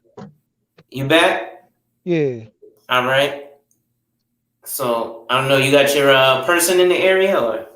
Well, I just text them and see if they come in through. If not, then so be it. I can tell them check the replay. But Yeah. like I said, basically, I wanted them to hear this because you might have a guy that wants to own a fleet of trucks or start a consulting business or anything, and for them having this information, knowing that you know I could take a policy, overfund this policy, and then turn around within 10 years be able to take that money from the policy and structure my business for the funding that I actually been needing over time because Oh, you yeah. know I was doing the numbers when you were doing a lot of those policies, and to the degree, say someone have about they paying about 1,500 a month, maybe even 2,000 a month, and to a degree most people are saying, well, that's too much money paying per month for just one person.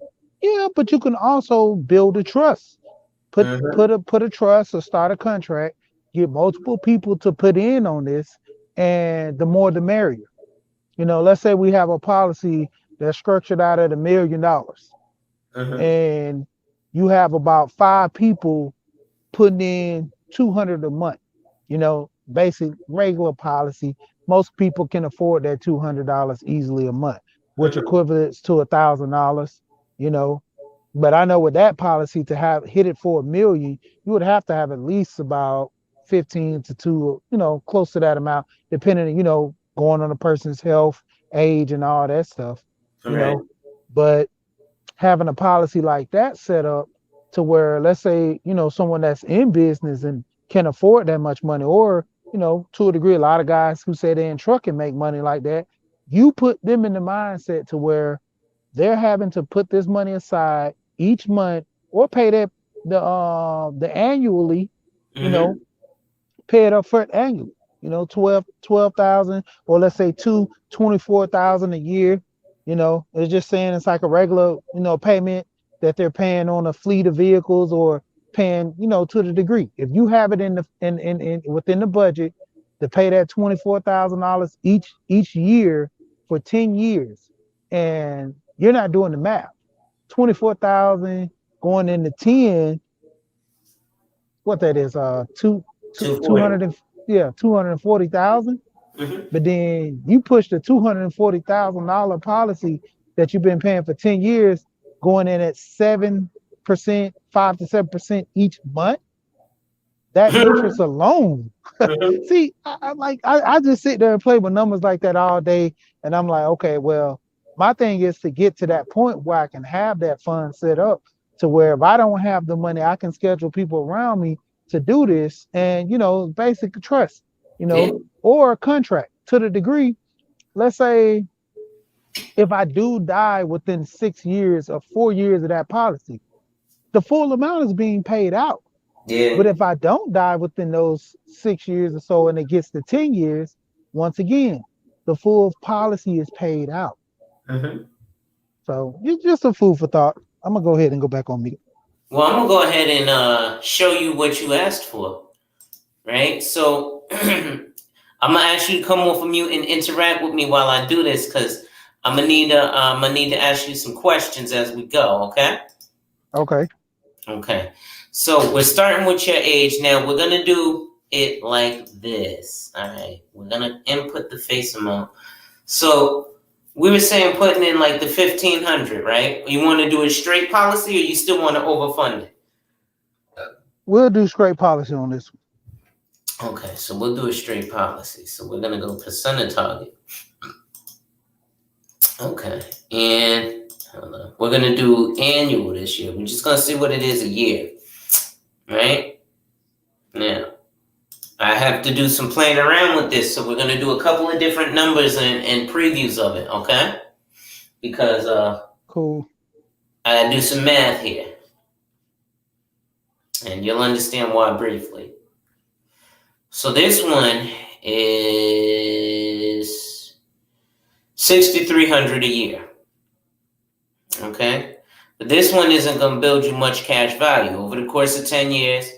You know, you spent 63,000. You attained, however, 52,000. So technically, you only spent 11,000 over the course of 20 years. I'm sorry. Hold on. We're supposed to be doing this over 10 years, right?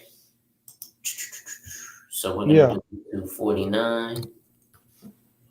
Boom. Okay, so let's redo that preview now. It's going to be a little more expensive. So let me not do that annually. Let me see what that's going to be a month. We're still going to do the face amount of 500,000. Okay, and we're going to see what it is a month.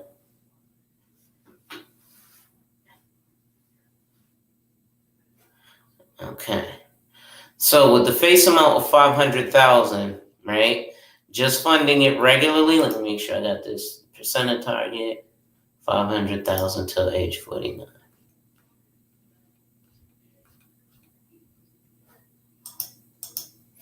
So again, you're only going to pay that 63,000, right?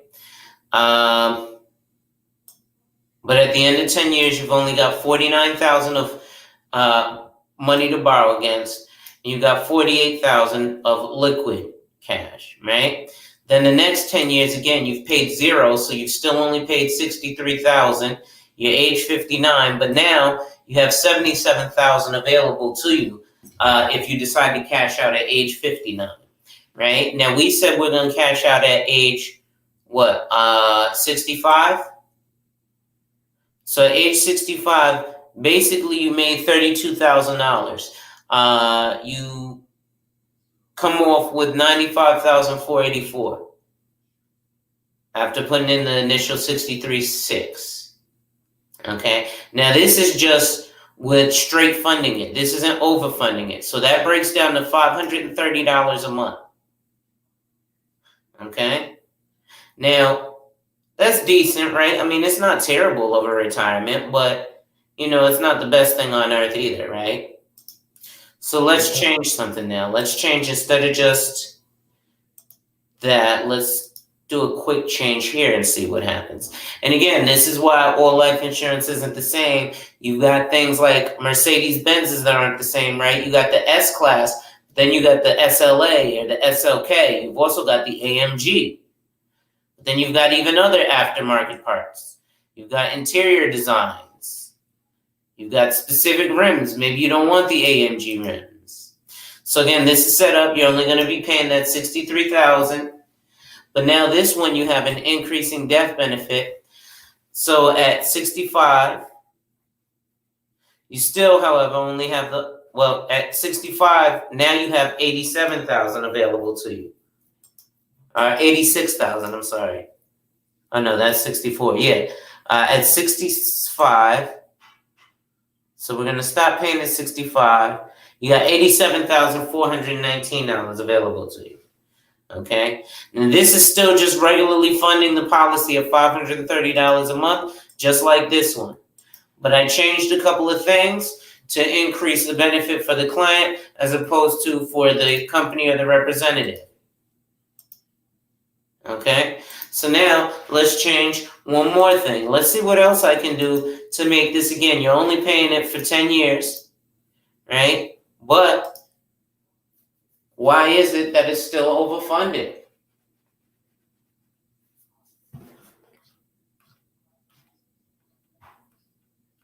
Let me just check the comments here, see what we got going on. All right, salute. Damn, I've been going for almost 4 hours. I've been struggle streaming, y'all. All right. So what we have here again. Now this one is a little bit of an overfunding, right? So now it's $1,123 a month as opposed to $530 a month.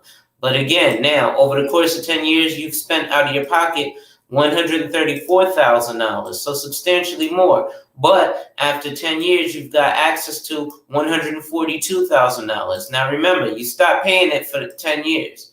So 20 years down the line, right? You're age 59. You haven't paid a dime more in since you were 49 at that 134,000. However, at 59, you have access to 258,270, right? So now we're going to go here to age 65, right? Because that's when we're retiring. That's when we're cashing out. You've got $370,277 available to you. Okay, so it doesn't grow as fast, obviously, when you stop funding it, but you can overfund it in as little as 10 years. Okay, does that kind of answer a little further for your question, She? I want to make sure I'm Yeah, answering right. yeah, you right on point with it. All right. So I think that's real interesting, though, and that's a way, like you said, a guy can look at, even if he puts 10, even if you wait for 10 years, and you want to get a little bit more out of what you put in, you make your money work for you. So yeah, I know I'm putting this $2,000 a month away for 10 years, but if I save it in Chase Bank, nothing's gonna happen. But if I save it in this life insurance policy, I know at the end of this 10 years, I'll at least have $11,000 more than I put in, and then I can take that out. And you know what? That $11,000, I'll use what I was going to use this $150,000 for my initial investment, but then I got this extra $10,000 to spend on advertising for my business, or to spend on going to Brazil and getting me some chica. you know so those are chances and opportunity funds. So hopefully that's kind of answering what you're asking for. Like you said, I'm right on point with it. But these are some of the ways we can use it, fellas. What do you think about it, She? Do you think that's a good concept? Yeah, that's why I was saying going into that talk. A lot of people looking at life insurance like you always say it remotely this. Life insurance is not death insurance. Life insurance is life insurance. It's for your Yeah, life. And to the degree, a lot of people don't look at it as a form of protection, just like when you have health insurance. Health insurance is for those tragic moments that something might happen. You're not using health insurance when you're fine and running around as much until you do your checkups. But when right. suddenly something instantly happens, you're using the life insurance, using those deductibles from paying the full amount. I mean, just you said it best. Going into the doctor, just getting that one pill for $1,000 of Yeah, ibuprofen, 800 milligram. You know, yeah, and that's what a lot of people like taking advantage of life insurance. It's just like taking advantage of your health insurance, taking advantage of your car insurance, taking advantage of your homeowner's insurance. You don't use this stuff until you actually need it. But the point of it is, with life insurance, you're getting money back over time. yeah. When once you like pay into this homeowner's insurance, the only time you're able to get something back is when something happens to your home. That's the same thing with what is it, Allstate, when they promote this safe driver bonus. Oh yeah, Yeah, that's the point. You literally got to be a safe driver to get some type of bonus back. But the thing about life insurance, you're putting it in for a future return. And see, that's yeah. the thing what a lot of people not even understand. You can actually get a policy. I can get a policy today, and within a year or so, I have some type of illness, that care policy that goes into effect to where you can get a certain percentage of the money of your policy because you're gonna die eventually with this type of illness. You might die within 2 weeks. You can't enjoy anything. Why not have a policy that let you go into there and get some of your money so you can enjoy yourself on the way out the door? you Facts. know and see, that's the whole thing.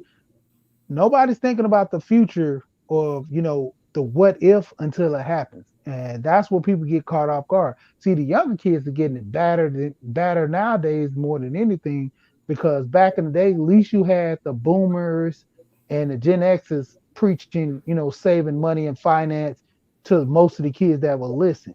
Yeah. Nowadays, the millennials, we're teaching our kids, trying to be productive because we made mistakes, because our parents dropped the ball with us. So we're trying to help, increase the knowledge. But, to a degree, most of these kids are, too far gone because of TV, social media. They always see this whole flashy culture and they think that these are the people they're gonna ball forever.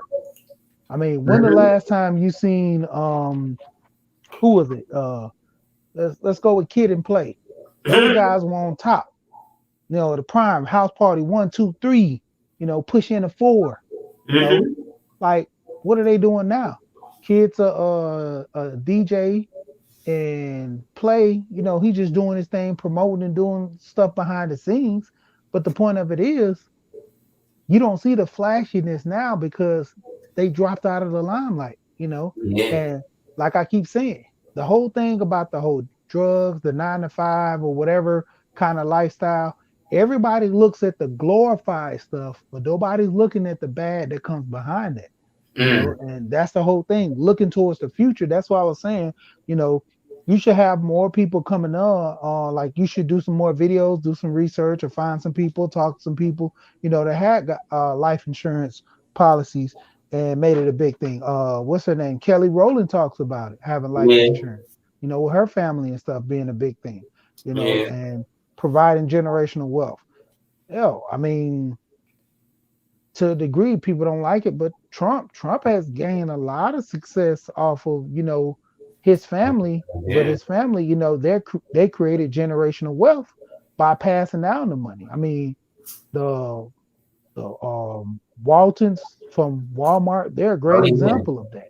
You got the Kennedys, who their family, honestly, I don't think would have survived if they didn't have the trust, Mm. because they're building generation upon generation of money.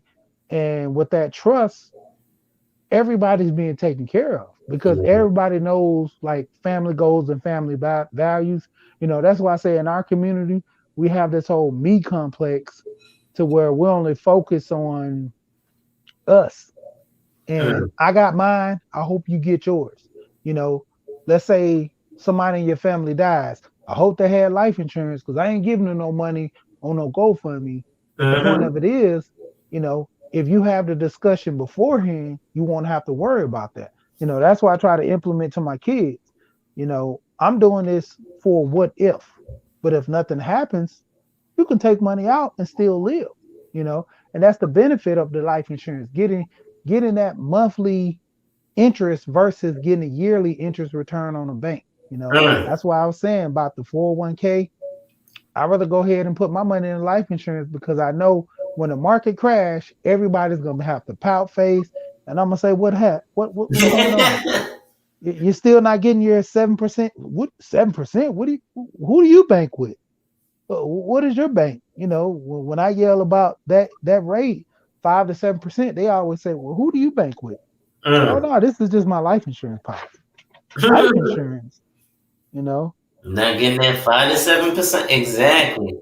You know what? I want to show this real quick. Hold on. Now that Go you ahead. mention it, um, what you was mentioning, right? And I want to actually tie this back to the 5 to 9 and the 9 to 5. So we talk about things like those life-threatening or critical injuries, right? We, like you said, we glorify the gangster lifestyle until you get shot and you got to wear adult diapers and have a colostomy bag because they shot you in the stomach and your guts don't work right the same way anymore, right? They don't tell you about that. Right? They tell you about the gangster shit, but they don't tell you about that. But that can also happen, unfortunately, when them gangsters do stuff in public and they hit people who weren't intended to. Prime example, my brother-in-law got shot in the Bronx, standing outside of his job in front of his car talking to his female coworker. Some dudes just came up on bikes and started shooting the entire area. He happened to have gotten hit. Now, there's things like living benefits. So if you get a terminal illness, meaning you're going to die in 12 months or less, you can get 75% of your death benefit tax-free. Now, people live through it. Maybe you get this $375,000 and you fly to Dubai and you get some, some miraculous surgery that they wouldn't do here in America, and your insurance in America wouldn't cover it. And it's only $100,000 for the surgery in Dubai. So you spend the money to fly to Dubai and live out there for a few months while you recover from surgery, and you have care. And that's all coming from your life insurance. If you get a chronic illness, meaning you can't perform 2 activities of daily living, which this is something that's very possible in the event that you get shot. You get shot in the back. You get shot in certain parts of your body, or it hits a nerve. Now you can't do things like activities of daily living. You can't feed yourself. You can't bathe yourself. Again, you can't toilet yourself. So you have to wear adult diapers because you got shot in the stomach and your guts don't work the same way because a bullet penetrated your stomach and your intestines. So now, when you fart, you got to be a little careful because you don't know if it's a fart or what you ate earlier. But that gangster shit, that 5 to 9 is much better than a 9 to 5, right? Nah. But again, even having life insurance can protect you either way. You get $250,000 tax-free for being unable to perform 2 activities of daily living. So again, I know people who have been shot and need rehab, right? I got lucky. I got shot in the shoulder and the back, side of my head, and the side of my elbow.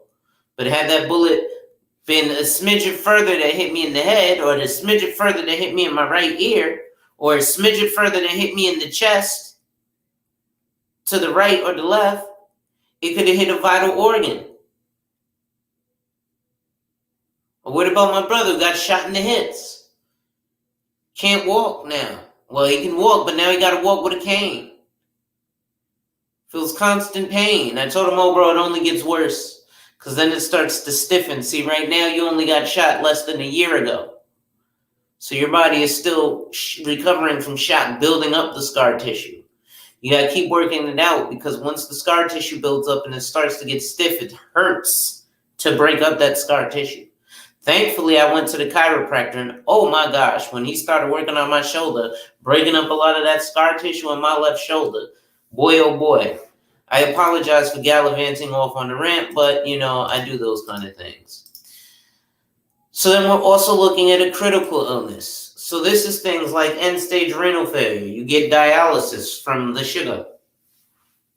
Well, you can get a quarter of your money, $125,000 tax-free. Right? The accelerated death benefit will be paid in a lump sum for a critical or terminal illness. Chronic illness payments can be made annually up to the limits declared each year by the IRS, IRC 7702B. Exceeding the per diem limits could cause significant tax consequences. Please consult your tax advisor for full details. So again, IRC 7702 ain't new, but again, it's something that they put in the insurance illustrations. Give me 1 second here. I got too many windows open. This is the problem. So let me close some of these down. So again, this is that 401k calculator where, again, you're putting, $20,000 or maxing out your 401k. But again, here we're maxing out the life insurance, right? So again, that's with one scenario of maxing it out. Now let's look at really overfunding it, right? Let's expedite the overfunding. Oh shit, what happened? Oh, that means my damn shit timed out. I might have to redo this. Let me see something. VA preview. Yep, that means I gotta redo it. So I gotta log out and log back in. Bear with me. Well, while I'm doing that, give me 1 second. Let me get this logged out. But yeah, so, again, what Sheet is telling you guys is absolutely true. Like I said, we just demonstrated here how you can pay it for only 10 years for this, that, and the third. Again, it is very important that you have that conversation with your financial professional and you help them to guide you where you need them to help guide you. So they might come with very vague things because we don't know the specifics of what you want. Now, like she said, well, I want to see how someone my age can overfund a policy but only pay for 10 years. Boom. What did I show him? Exactly what he asked for. Is that exactly what you asked for, Sheet? I want to make sure I'm right in saying that. Yep, you're right. That's what I asked for. So once you're able to clearly and concisely demonstrate to the professional, yo, I want ABC, XYZ, generally, they're able to provide you with multitudes of solutions for, or options for the solution that you're looking for. Okay. Those are just kind of some of the things that, we're built to do. Give me 1 second here, create an illustration. Life designs. Yeah, it must have logged me. Oh, yeah, it logged me out. That's what happened. All right, log back in.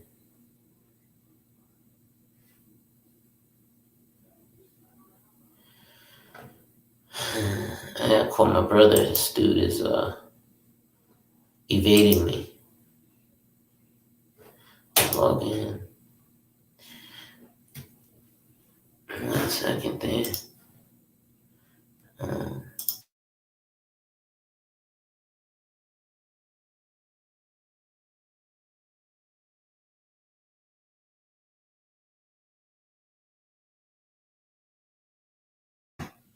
Okay. Give me 1 second here. Clients and cases. Modify. All right, here we go. All right, I'm back in there. So, where were we? Modify non-met, boom. Right, so if we really want to overfund it, we do like so.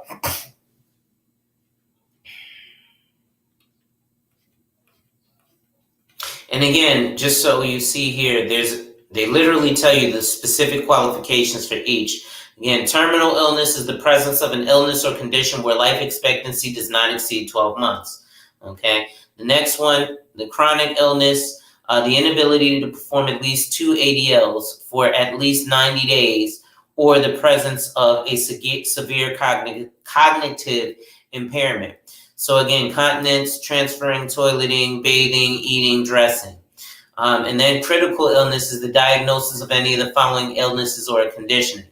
So invasive life-threatening cancer, a stroke, a major heart attack, end-stage renal failure, a major organ transplant, ALS, blindness due to diabetes, right? So actually, my brother-in-law actually went through this. Well, not my brother-in-law, but my sister-in-law's baby's father.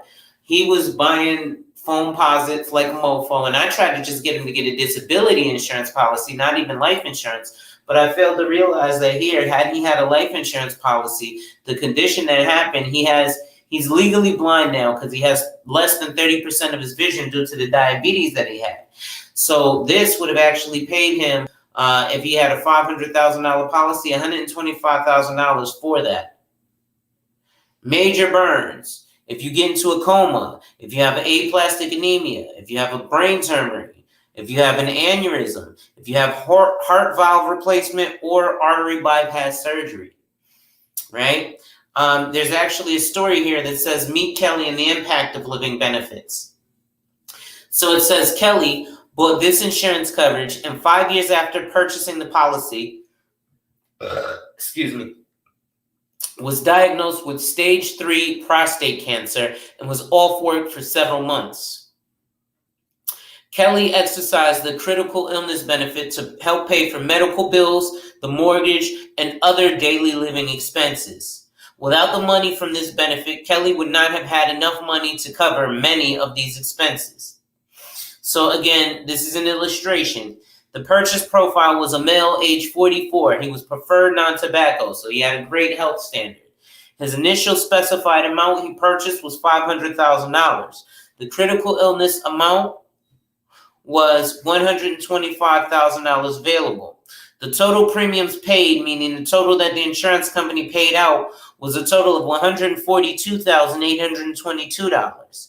The death benefit remaining in the next 5 years was $375,000. So as he continues to pay back into the policy, the benefit would still increase.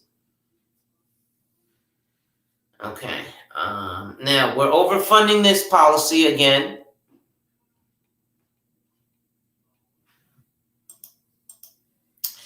And again, we're going to fund it with $28,564 a year. So at the end of that 10 years, again, you pumped out $285, but again, you've got $335 of with which to borrow against. Did I overfund it twice? No, I didn't. Okay, so this is the one at $530, right, where you're just funding it regular. Again, this is for a 401k, and this is only paying in 10 years, right? So this is for 10 years. This is for 10 years. So after 10 years, you've paid out $285, but you've got, again, $335 to cash out on. At age 59, 20 years in, you've only paid in $285, but you've got $619 to cash in on.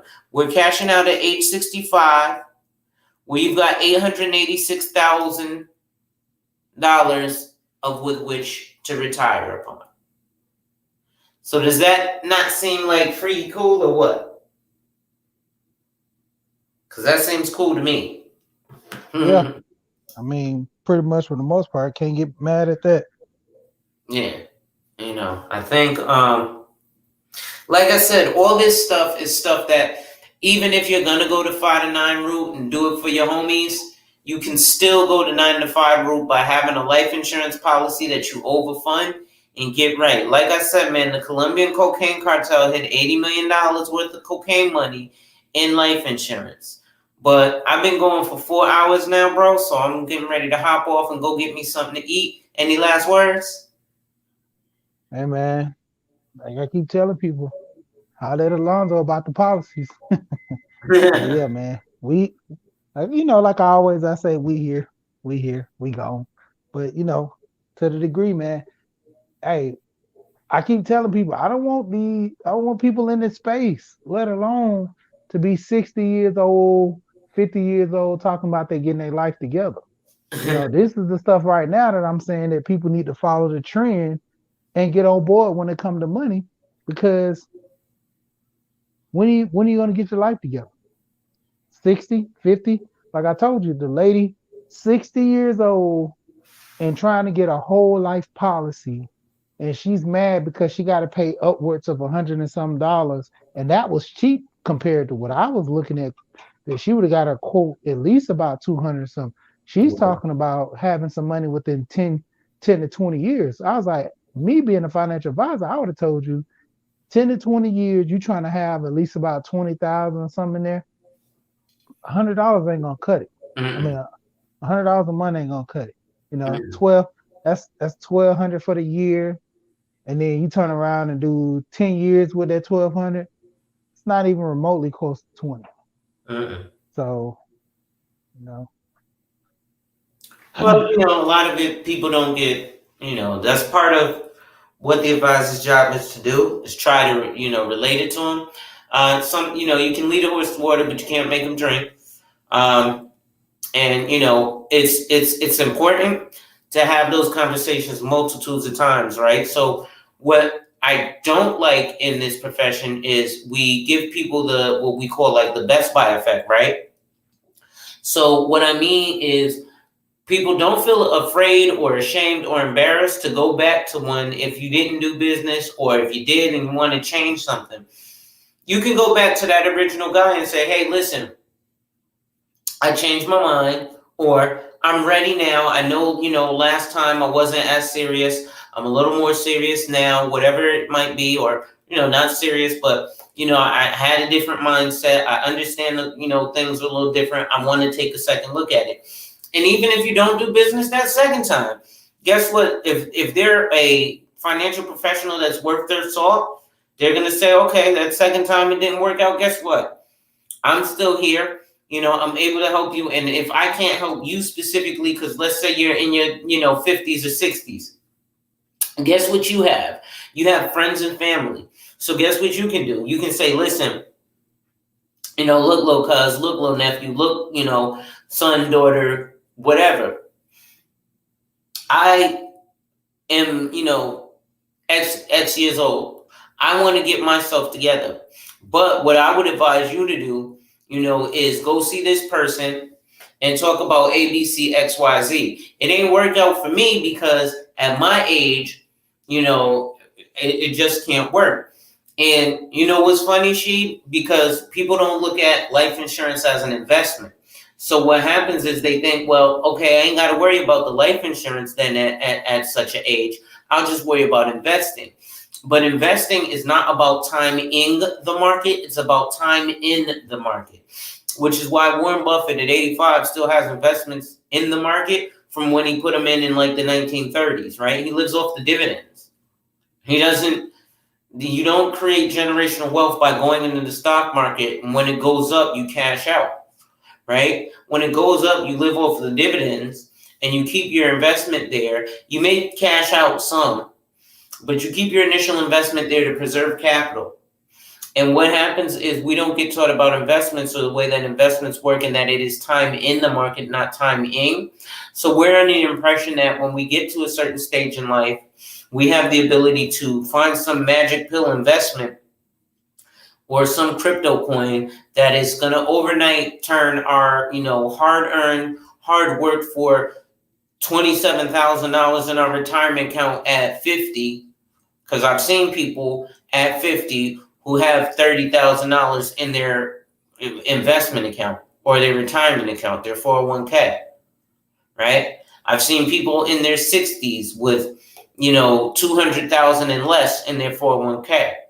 If I Google it now, you'd be surprised how little people have in there. In fact, I'll Google it for us just so I can get exact numbers before I hop off. I'm a fat guy sometimes, right?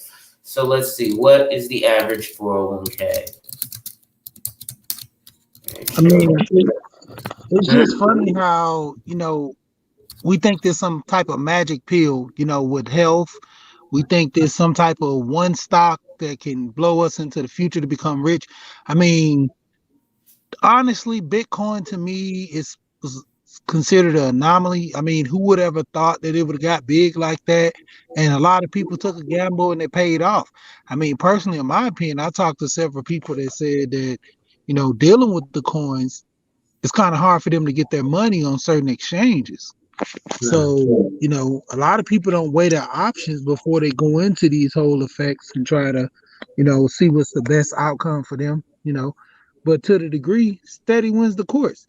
You always hear about, Warren Buffett, but you never hear about once again, the struggles that he went through. All you hear about is the reward story. And that's the thing with a lot of people.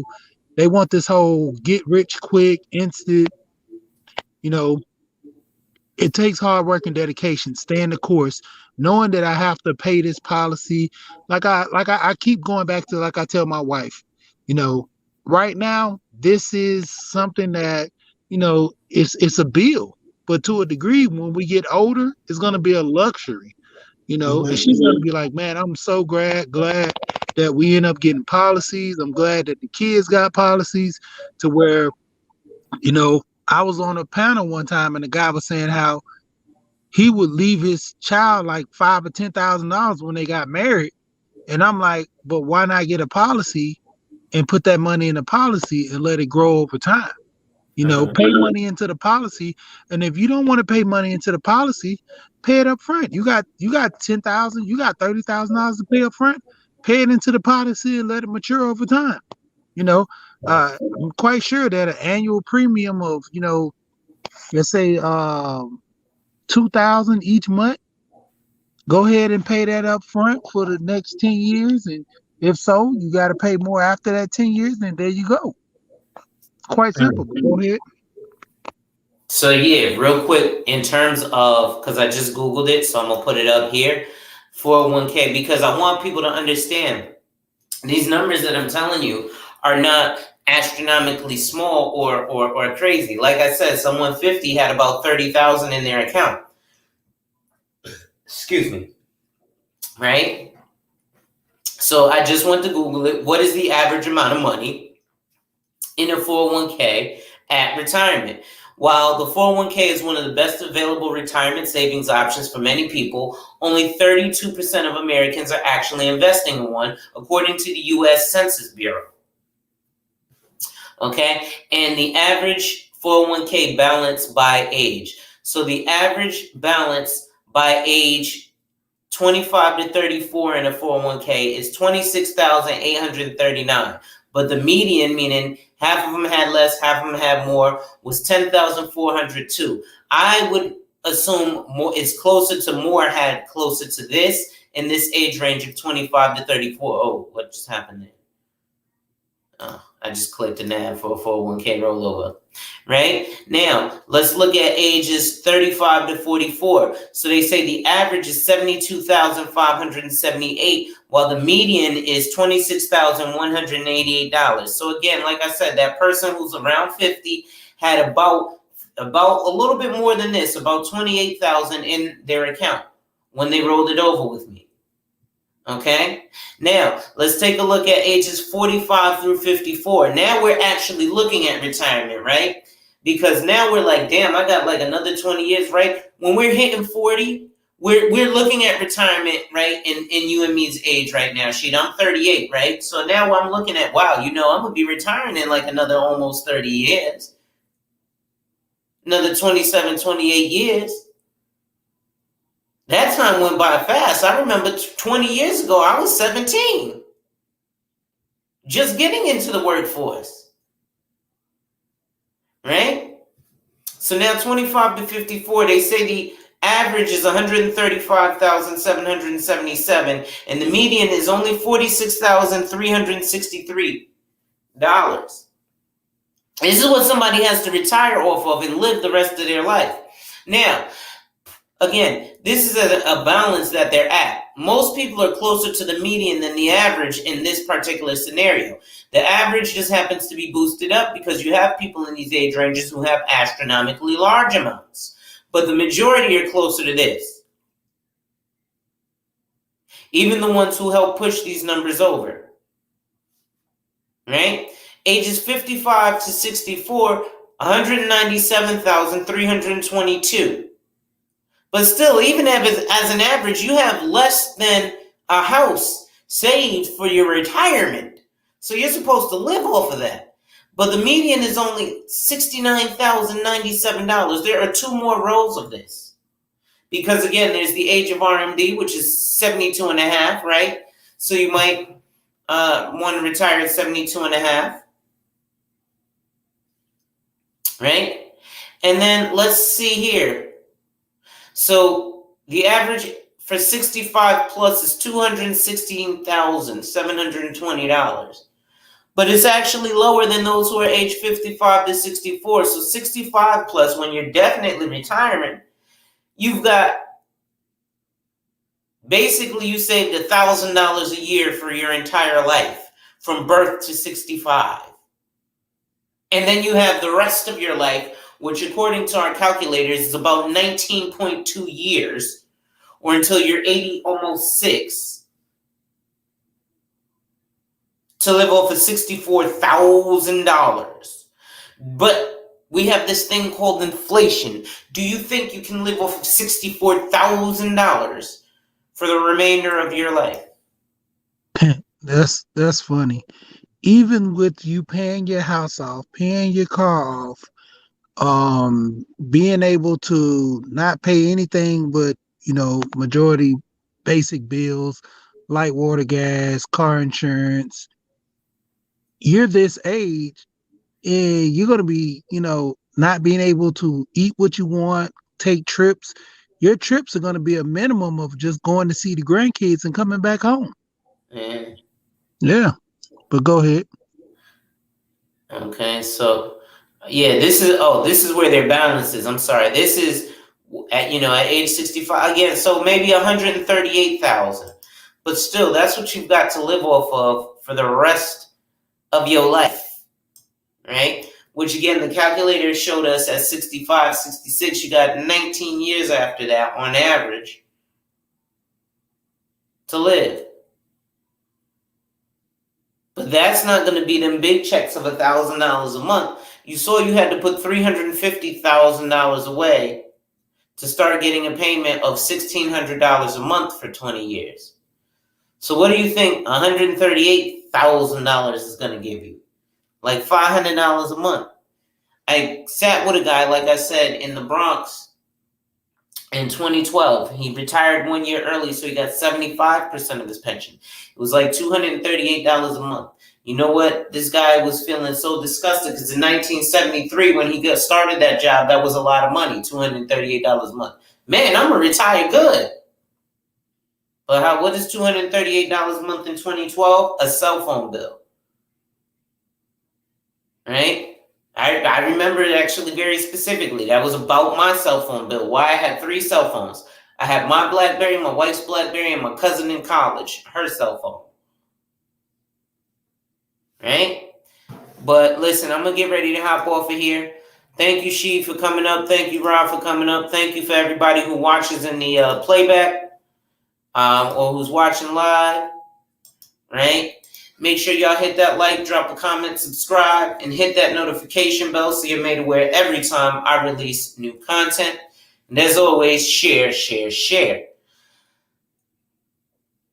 Lastly, to contribute to channel growth, to purchase life insurance directly up to $1 million with an instant decision and no medical exam, or to schedule a one-on-one appointment with a licensed financial professional, the links are in the description. With that being said, wipe ass. Work in progress every day and see success. Wipe ass. Work in progress every day and see success. Wipe ass. Work in progress every day and see success. And finally, ladies and gentlemen, I'm going to make it to the 4 hour and 20 minute mark. When people challenge you, they don't challenge you to challenge you, but they challenge you to challenge you. Accept the challenge. Salute, salute, salute. 15 seconds and I'm out. Great show, man. I'll holler at you. No doubt, brother. Peace. Thank you.